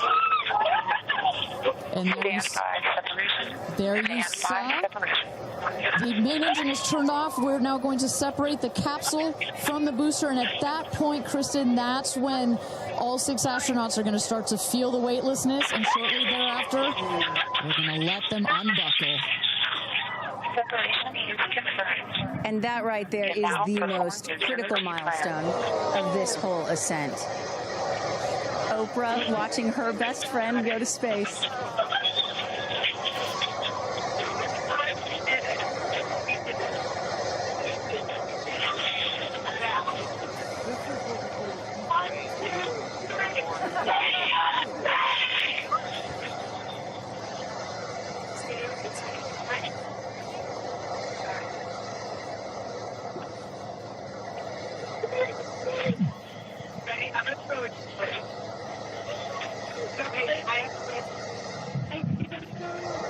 And the 2 craft is separated.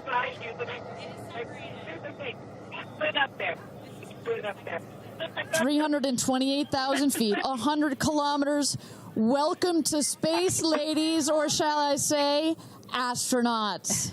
Oh, the moon! You guys, I will have to tell you, look at the moon.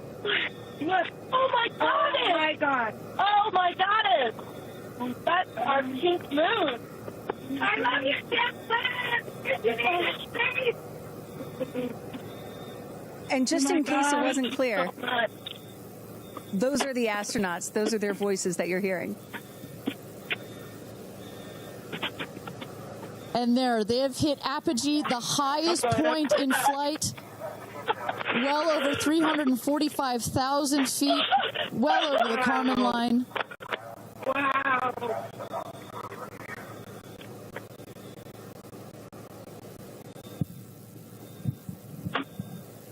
And at this moment, the astronauts have unstrapped from their seats. They are floating. They are weightless.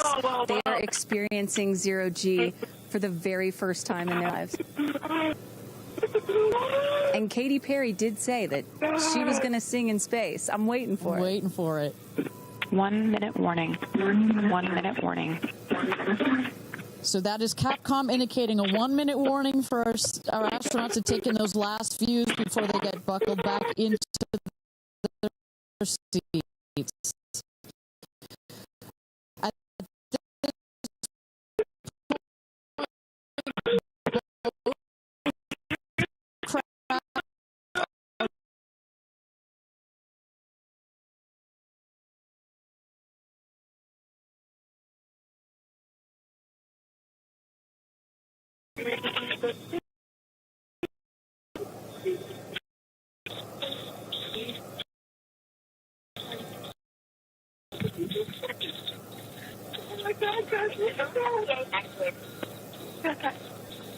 Wow, so peaceful up here.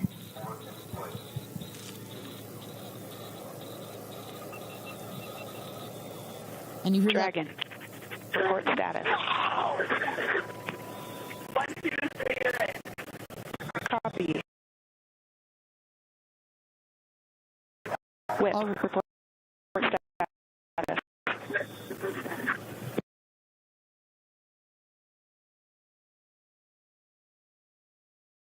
And a great, all astronauts are back. That is the rocket that is screaming back down to the capsule to its landing spot just 2 miles north of where it's taken off from. At the top of the rocket, you see a couple of fins that have popped out. Those are to stabilize the rocket as it comes into land. Shortly thereafter, you will see the drag brakes that deploy that will cut the speed of the rocket in half. And then in the last moments, and there it is. We can see it from the stage. There comes the rocket down. It's going to relight its engine. We're going to also see a sonic boom. We're going to hear that shortly here.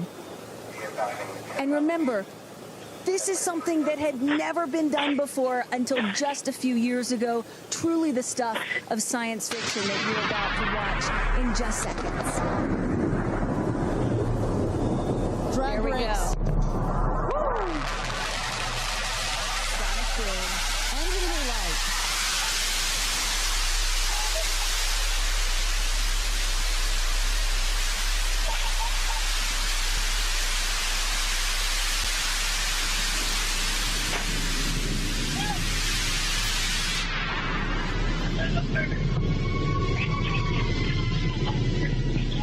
And booster touchdown, welcome home, New Shepard. Picture perfect landing right there. Picture perfect landing. Right on target. You see that dust kind of creates this dramatic cloud that reveals the beautiful rocket that has just taken these ladies up to space and back. And I love the echo across the mountains. Is that what I was hearing there? That's what you were hearing. You heard the sonic boom, then you heard the engine relight, and all of that reverberates in this big, beautiful valley in West Texas. Stand by drogues. Stand by drogues. All right, shortly here, we're waiting to see the drogue parachutes deploy from the crew capsule. Those are like the guide parachutes. There go the drogue parachutes. Just free falling right there until those drogues came out. And then next will be the main parachutes that get pulled out.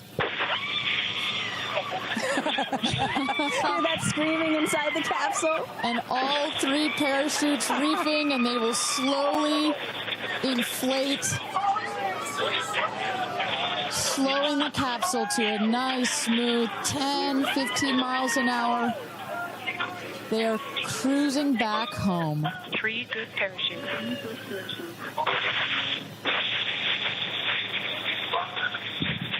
And I tell you, Kristen, from having gone through all of the simulations, I have gone through all of the training. They put you in the capsule that simulates all of this, including the sounds, and when you hear the motors of the parachutes pop out, that is the best moment in flight. Because I know Blue Origin does everything they can to make this as safe as possible, and y'all have an impeccable safety record, but it still has to feel really good when you know that you're coming back to Earth with those parachutes fully deployed.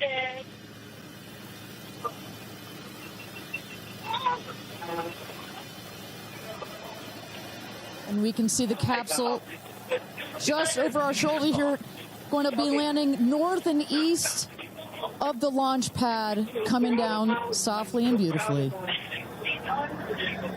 500 feet.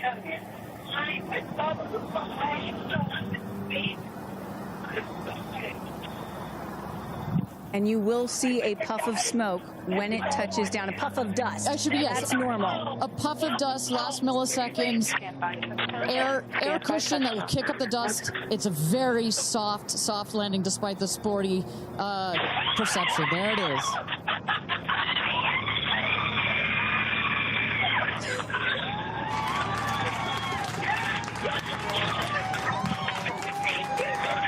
Touchdown. Congratulations, and welcome back to Earth. Do status check. Double shot. Kristen, just some incredible images there. The capsule. Copy. Welcome back. Feather. Nice.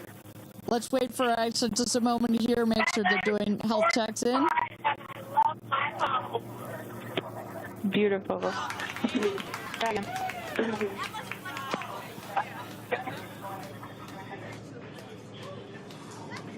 Yes, and as you heard it there, everybody seemed to be just as ecstatic to be back here, back on Earth. Everybody appears to be fine.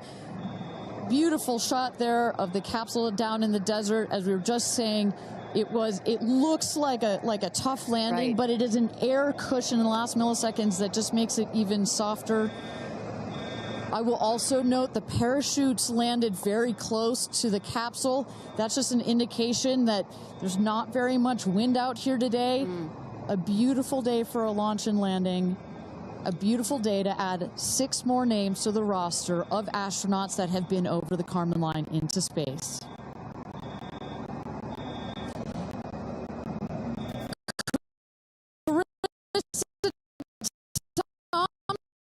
Thompson, what's the view from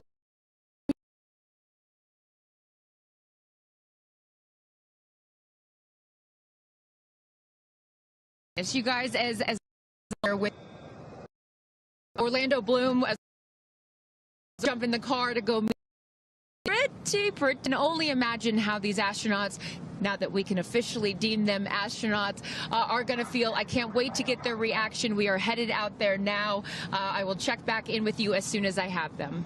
Sounds good, Carissa. And as everybody can see, she is... those recovery crews are screaming out there. So we actually send them out as soon as we spot the capsule. And there's little Rose, Katy's daughter, who has just Daisy, excuse me, who has just seen her mother go to space and come back. I'm sure she cannot wait to say hello. So, but as I was mentioning, the recovery crew is heading out there. We send them out as soon as we can see the crew capsule and spot the crew capsule descending. There will be at least 2 trucks that go out there. What you'll see is they will come around the capsule. We also have crew member 7 who's in there. She will run out, go around to each window, make sure that each astronaut is fine, and the recovery crews will safe the capsule before we exit the astronauts. You know, it's hard to pick a favorite moment, right? Launch, landing, it's all good. But the moment coming up might be my absolute favorite, right? It's the moment the recovery team gets out there, then all the friends and family, and we get to see the astronauts emerge from the capsule, and we get to hear what they thought from the last, 10 minutes or so that they were up in space. And I think one of my favorite things that I've ever seen in covering space, certainly with Blue Origin, was that moment for William Shatner, Captain Kirk, as he emerged from the capsule. And this is exactly why you want to send people that are not just professional astronauts into space. What he said was so moving that day. 100% agree. But it's not just the astronauts that are here that are being moved by this event. We've got Tabitha that's with some of the friends and family out there. Tabitha, give me an update from the viewing platform. I mean, not a dry eye in the stand, I tell you right now. Chloe, I just want to know from your perspective, that moment, what was it like? I don't think I realized how emotional it was going to be, and I literally had chills all over my body from the second it launched until the moment I just saw it land. And it's sort of hard to explain, because I don't think you would be that emotional, but it's incredible. It takes your breath away. And I feel like I have all this adrenaline and I'm just standing here. Right? It's very true. Same. It's really, first of all, we're so thrilled that the girls are safe and everything went so well. And so that's a relief because, I'm sure there's a lot of nerves up there, but to hear the girls screaming and having such they said they saw the pink moon. Yeah. I heard the audio. I was like, that is the coolest thing. So I cannot exciting. wait to get the footage from inside and to see hear. that. I want to hear every little emotion that they had, and we can't wait to see the footage from inside. What are the chances? The pink moon, the rocket launch. It's so exciting. It's a great day. It's been a pretty phenomenal day. Great morning. So when are you guys going up is the real question. Oh my gosh, I don't know. But this made it a little more enticing.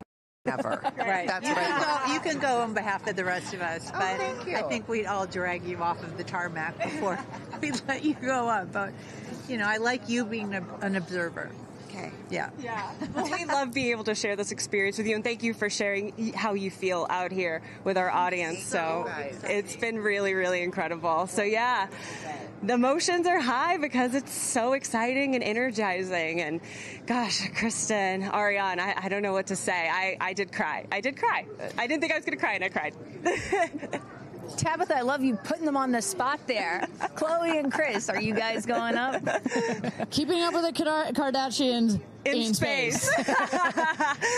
We're waiting for it. That's the all lady launch. Well, thank you so much, Tabitha, for that. And you could see that, you can hear that, you can hear from Tabitha. Even she is emotional and has tears in her eyes. When you're down here for one of these launches.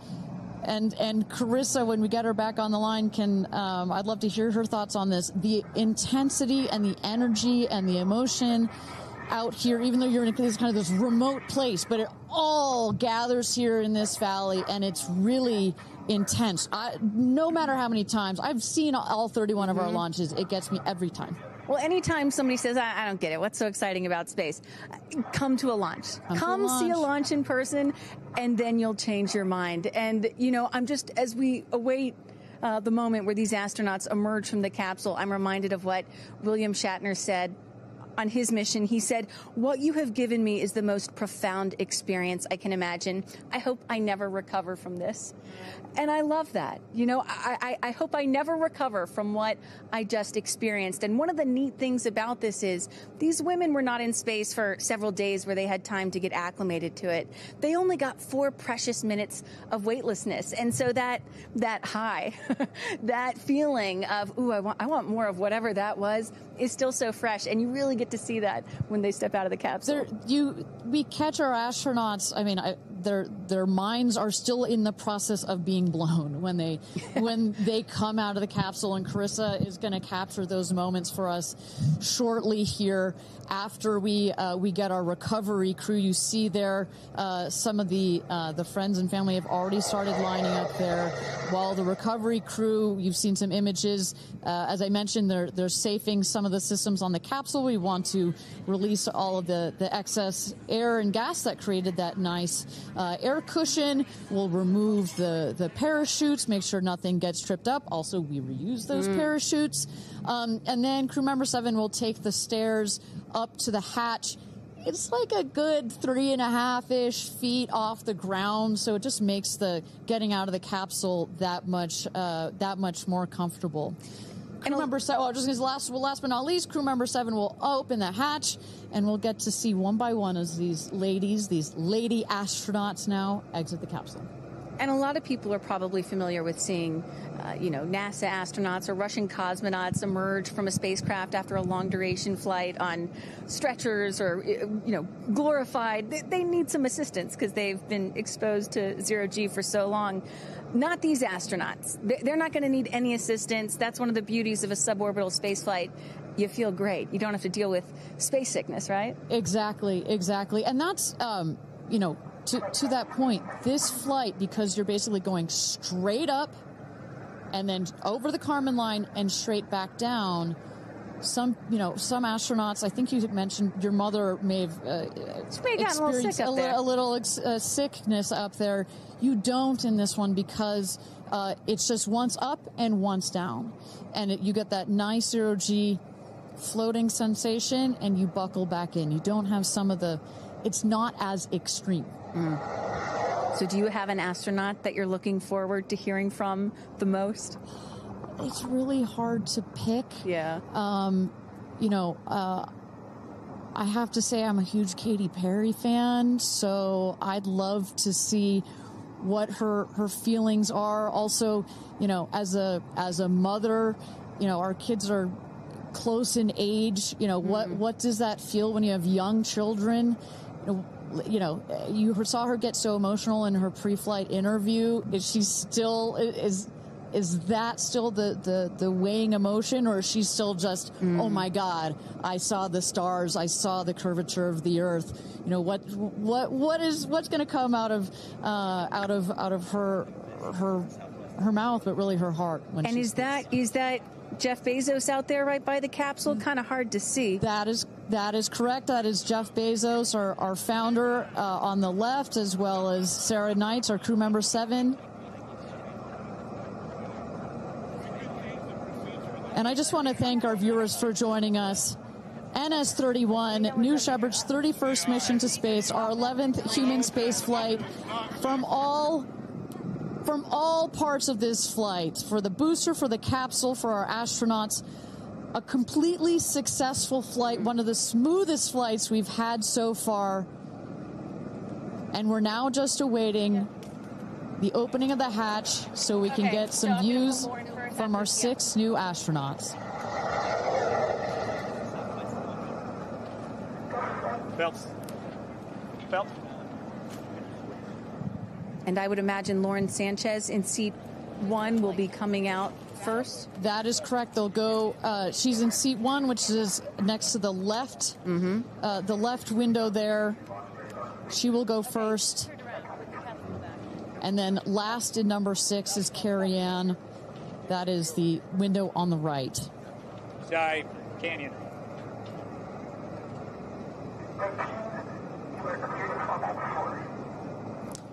You see those vans arriving. Those are friends and family.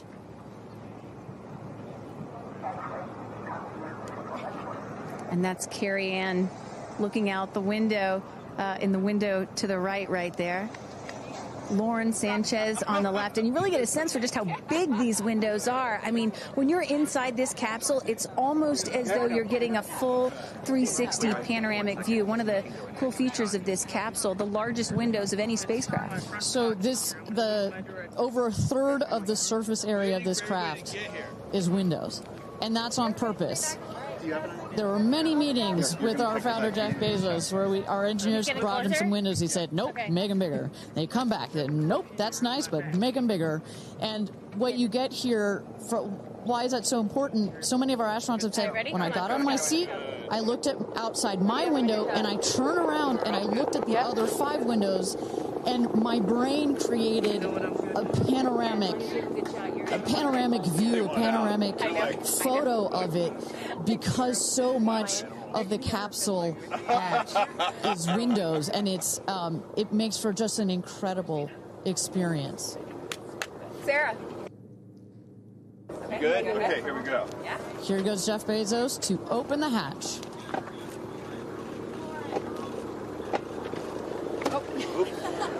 She didn't really close it again. Come on out, guys.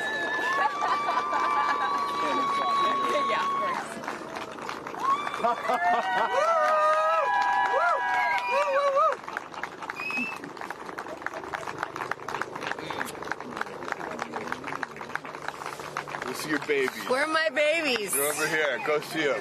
Where? Oh, we have to go Right there. Okay.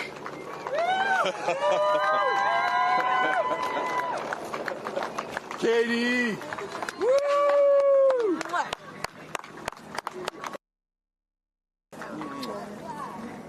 Thank you. Thank you.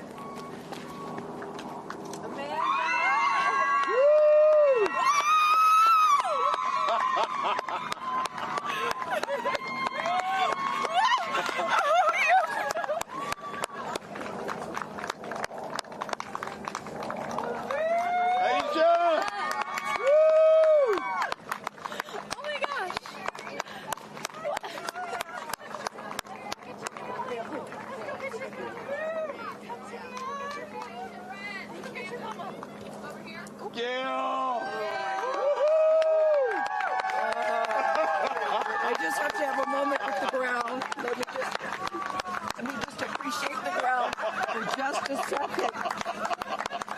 Thank you, Jesus. Oh my God. That was amazing. It was amazing. I'm so proud. So proud of you. Me too. Oh my God.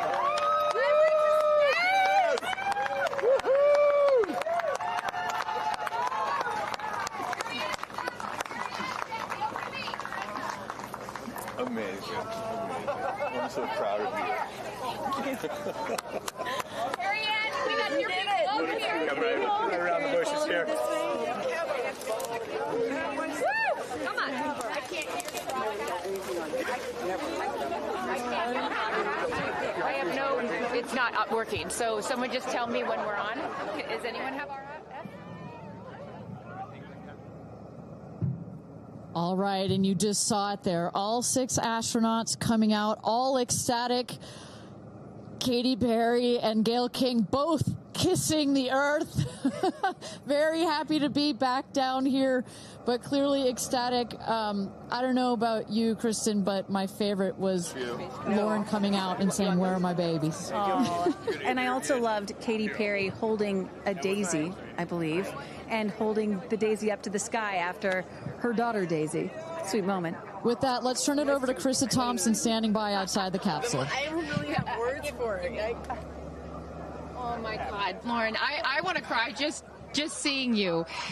I'm so proud of this crew.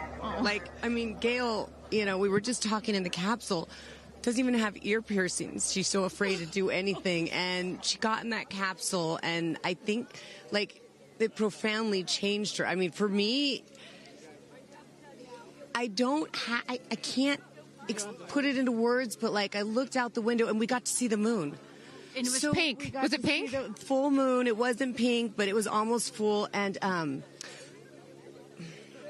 Earth looked it was so quiet. it was just quiet. And is it what you expected? No. Better. Yeah. I don't think you can describe it, because you know what I was saying. It was like quiet, but then also really alive. And you look at it and you're like, we're all in this together.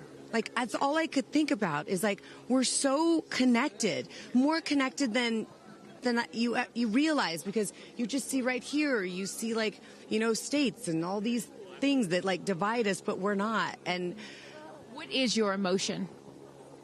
What makes you emotional? Joy. Complete and utter joy and gratefulness. Like, it makes me want to come back and just hug everyone and be like, oh my God, we're in this together. Like, that's what this is. And Jeff had told you that it will change you more than you know, and I know you're only a few minutes removed from the capsule, but I can tell already. Emotional. Yeah.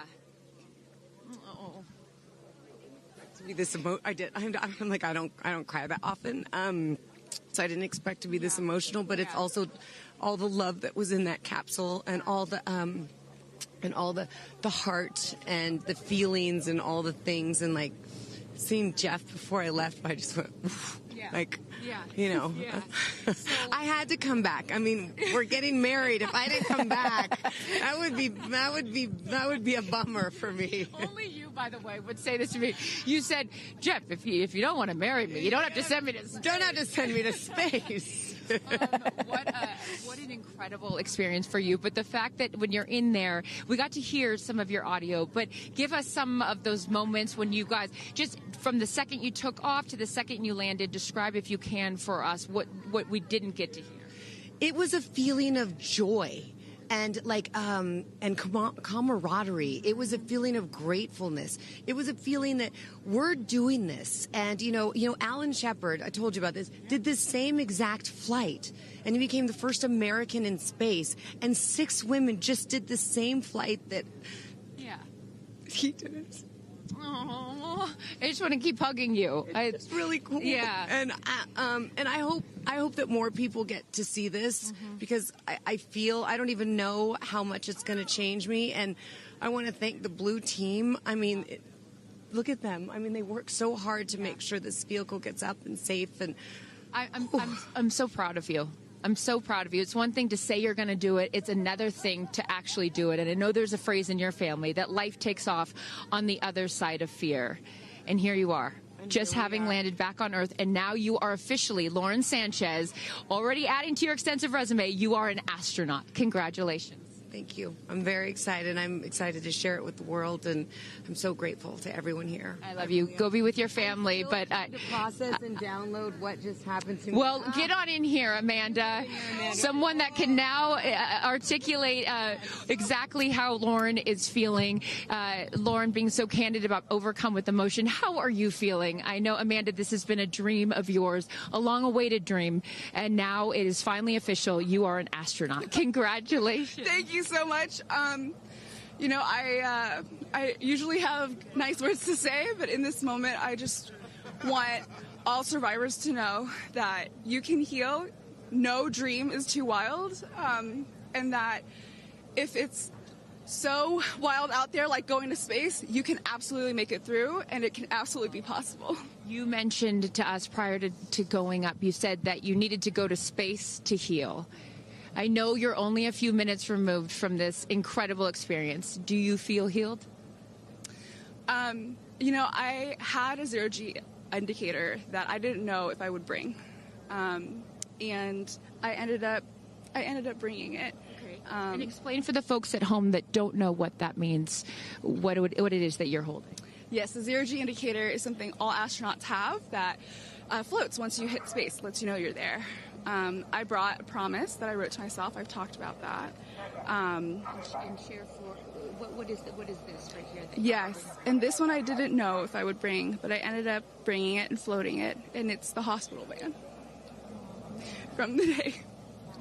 And I got to honor her today, and I'm so grateful to the thousands of people, the engineers, the scientists, just everyone who has made this a reality. And you also have written here, I know that you had this on your laptop, right? Yes, this is my zero-G indicator, a promise I made to myself that if I were to pause my astronaut dreams and fight for rights, that one day I would return to her. And it says, never, never give up.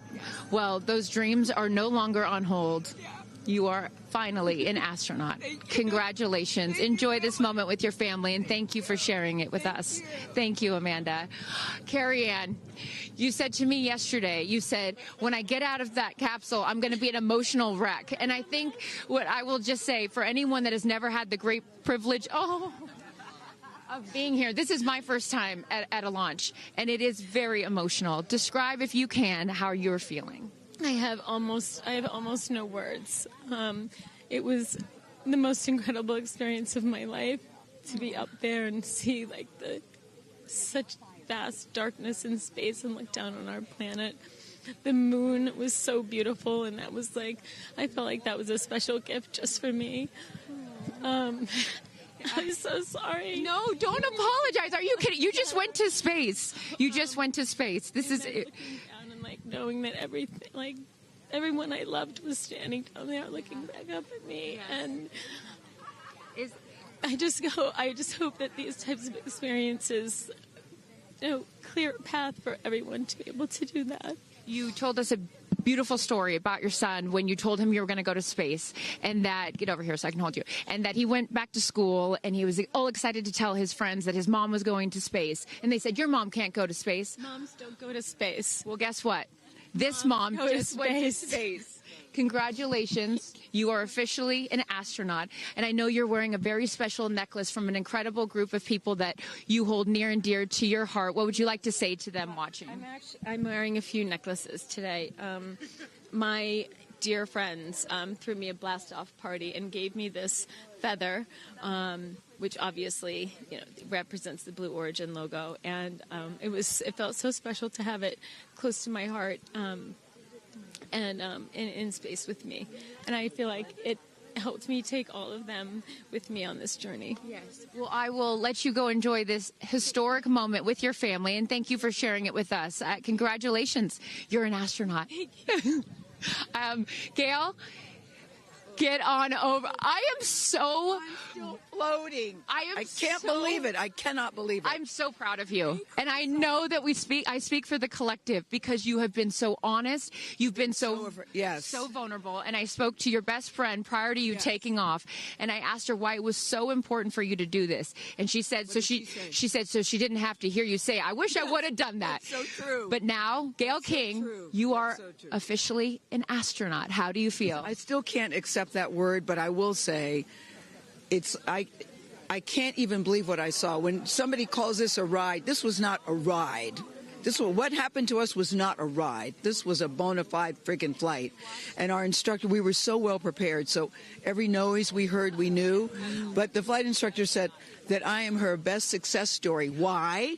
Because she's never had somebody go through the course who's terrified of flying. Everybody who's gone through the course is somebody that it's been a lifelong dream. They wanted to do it. So she said, I'm her best success story. I'm so proud of me right now. I still can't believe it. I still can't believe it. I was just going to say, prior to the launch, you said that you would be so proud of yourself if you went through with this. And you did. What was the best part, Gail? It's oddly quiet when you get up there.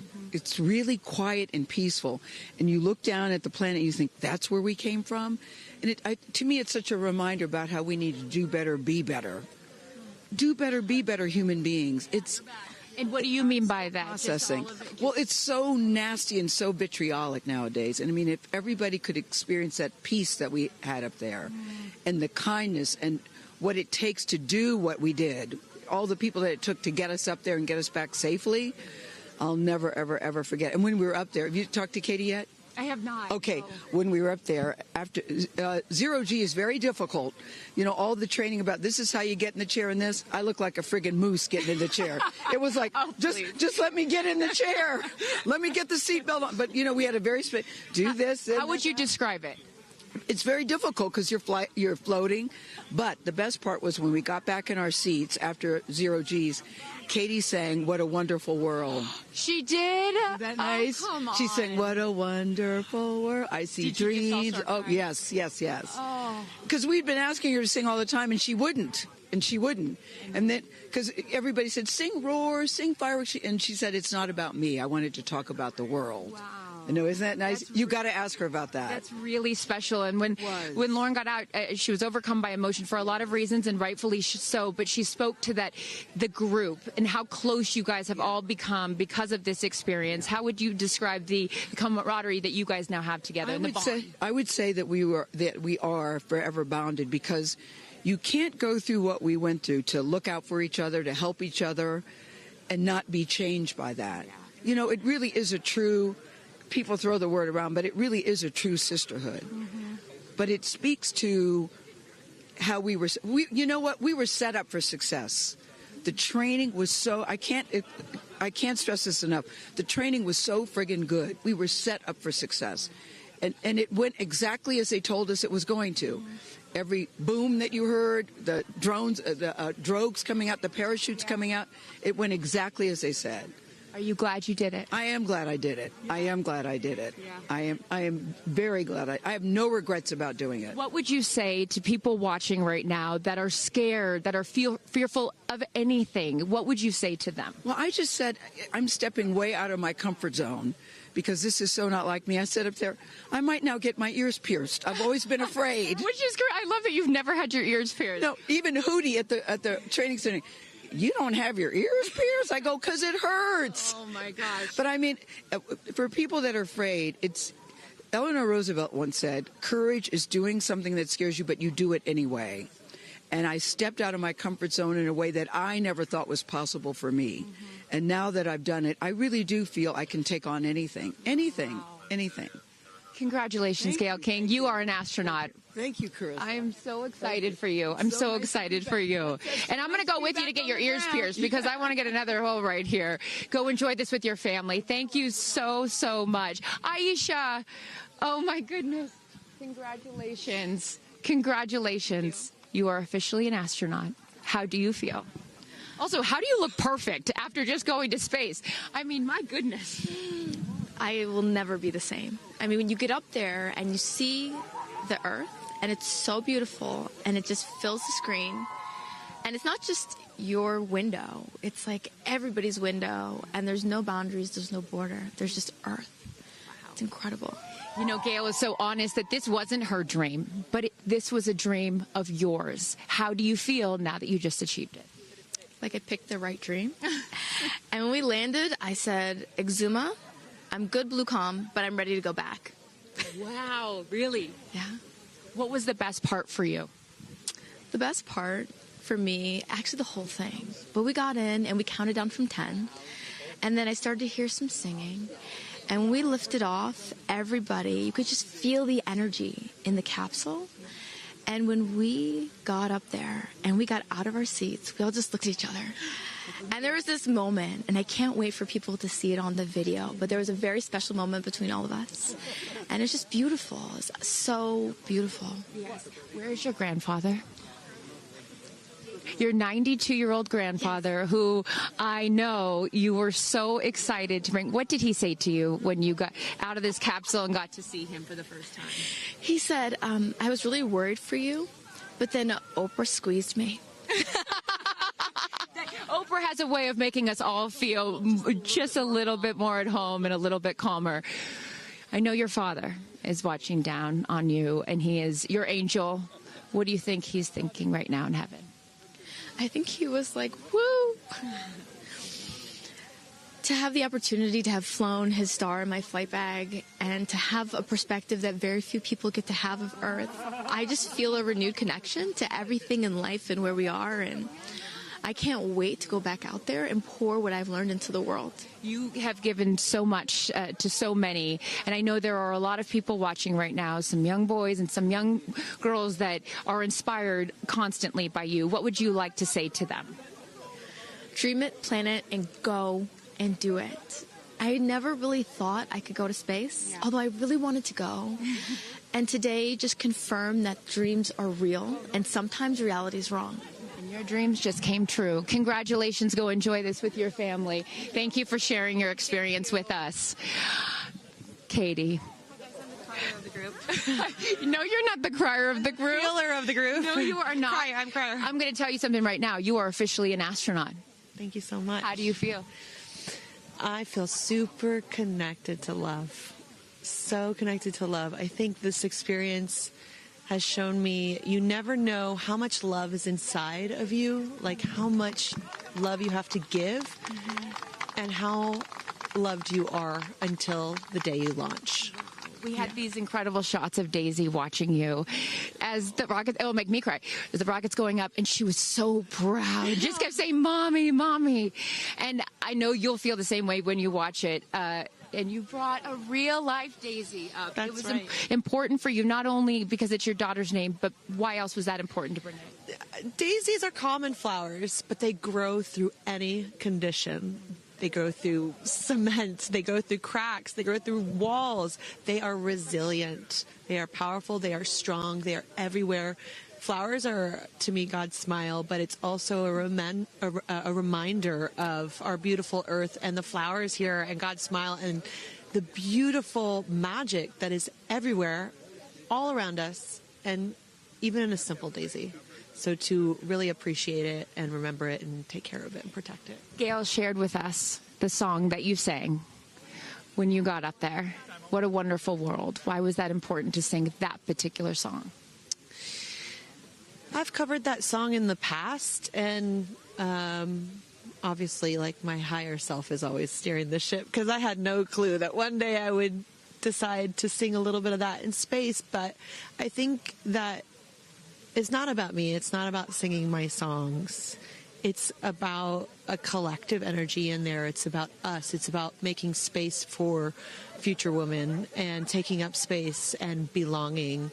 And it's about this wonderful world that we see right out there and appreciating it. This is all for the benefit of Earth. You have done so many incredible things in your life, selling millions of records, selling out stadiums. Where does this experience rate for you? This experience is second to being a mom. Wow. Yeah, that's it. And that's why it was hard for me to go, because that's all my love right there. And I have to surrender and trust that the universe is going to take care of me and protect me, and also my family and my daughter. Because, like, I am full up from being able to get that gift of being a mom. And to go to space is incredible, and I wanted to model courage and worthiness. Mm-hmm. And fearlessness. You did. You said you wanted to go to space for the fearless women in your life as well, your sister and your mom. Yeah. What was their reaction when you got to see them after you got off the capsule? I have only seen my mom, and I was like, "Are you okay, Mom?" She just knew. She knew. She was totally okay, and I'm sure she was speaking in tongues underneath her breath, as she does all the time. She would do that for anything else, but definitely today. But she was so super confident. My mom, she has this thing where she can see. I mean, even down to the name of, like, the capsule being Tortoise. I know you spoke to all of your fans about that the capsule's named Tortoise, the feather on the side, that, you know, the symbol of Blue Origin, all of those gave you confidence that this was the right thing for you to do, correct? Yeah, because I just asked for a sign from the heavens, from my angels, and they're like, well, here's the feather, which is what your mother calls you, and if that's not enough, the capsule's named Tortoise, which is the second nickname that your mother calls you. And I'm like, okay, I'm going. Yeah. I got the message, and I'm gonna get the message. Before I let you get back to your family, I just have to ask you, describe for us, because you're so brilliant at putting, you know, words together and describing moments that we can all appreciate later. How would you describe the moment when you took off and then the moment you landed? The moment, I mean, it is the highest high, and it is surrender to the unknown, trust, and this whole journey is not just about going to space. It's the training, it's the team, it's the whole thing. I couldn't recommend this experience more. This is like up there with all the, you know, different tools that I've learned in my life, from meditation to the Hoffman process. This is up there because what you're doing is you're like really finding the love for yourself, because you got to trust in yourself on this journey. And then you're feeling the love when you come down, for sure. And you're feeling that strength. So I feel really connected to that strong, divine feminine right now. By the way, you're such a badass. I love that the month of April, you're like, I'm going to space and I'm launching my tour. I mean, it's really incredible. Now I know I'm asking this question for your fans. Will you write a song about this experience? Oh, for sure, 100%. And not only that, I got to reveal my set list for the tour on a butterfly. How apropos. Incredible. Just flying in space. I don't know if anyone's ever done that before, so I'll just... Well, there's a lot of things that you have done first. You are now officially an astronaut, and let me just tell you, on behalf of everyone here at Blue Origin, our webcast, and everyone, all of these individuals that put this incredible thing on, congratulations. Thank you so much. Thank you for sharing your experience. It's a 10 out of 10. That's my review. 10 out of 10. You definitely go for it. 10 out of 10. Thank you, Katy. Congratulations. All right, you guys, so many fun moments that we'll continue to see as we get the footage. But I'm going to send it back to you and let these incredible astronauts enjoy their time with their friends and family. Thank you so much, Carissa. Wow. Kristen, I mean, 6 inspirational women in their own right. Eloquent. I could not be that eloquent coming down from space. You heard Katy Perry saying 10 out of 10, but number 2 experience only to being a mother. What were some of your takeaways from what we just heard? Gail King used the word sisterhood. I'm feeling the sisterhood today. First all-female crew to space since 1963, and that was a solo mission, Valentina Tereshkova. And I'm with an all-female broadcast team here at Launch Site 1 in Blue Origin. Ariane, it has been a complete honor to work alongside you. It has been such an honor to watch all of the things that these women and their loved ones have said about what this experience means to them, because I am a firm believer that if you don't understand why people come out here to watch a space flight, it's just because you haven't seen a launch yet and you haven't been a part of this experience. And I truly believe what we witnessed here today is something that will continue to open up spaceflight and this experience for all of humanity and our little ones at home. 100%. I said it earlier. You can't be it if you can't see it. And to see these 6 women go up and the roles that they have played before, but I can't wait to see the roles that they play afterwards in their way of telling this story for the world to hear, to experience, to see. This is just the beginning. So I want to give a shout out to them, because as you saw, that is coming out of your comfort zone, whether you wanted to go to space or you're like Gail and you didn't anticipate it. Thank you for trusting yourselves and to their families and trusting their loved ones with Blue Origin. We are very proud to do that. I'm so proud of Gail King, too. I wonder if she's still afraid to fly on airplanes after flying to space. Have we cured her of her fear of flying? I don't know if we've cured her for getting your ears pierced. So, there we go. Baby we'll take steps. that one. Let's start with that one after this not so baby step. Aw. Look at that beautiful shot. And now the party starts, right? Can we pop some champagne and celebrate a little bit later? Let's do it. It's only 9:20 a.m. It's not too early. 5 o'clock somewhere, baby. All right. What an incredible day. Just for all of us, for our astronauts, for our Blue Origin team. It was an honor to fly you to space. And if you would like to follow in the pioneering footsteps of these astronauts and purchase a seat to space, visit BlueOrigin.com and click Fly to Space. Your own journey to visit the Kármán line is much closer than you think. If you'd also like to purchase a mission patch to commemorate today's launch, head to Blue Origin shop for patches and much, much more. For Kristen, Carissa, and Tabitha, I'm Ariane Cornell. Thank you so much for joining us. And until our next launch, Gradatum Ferocitor.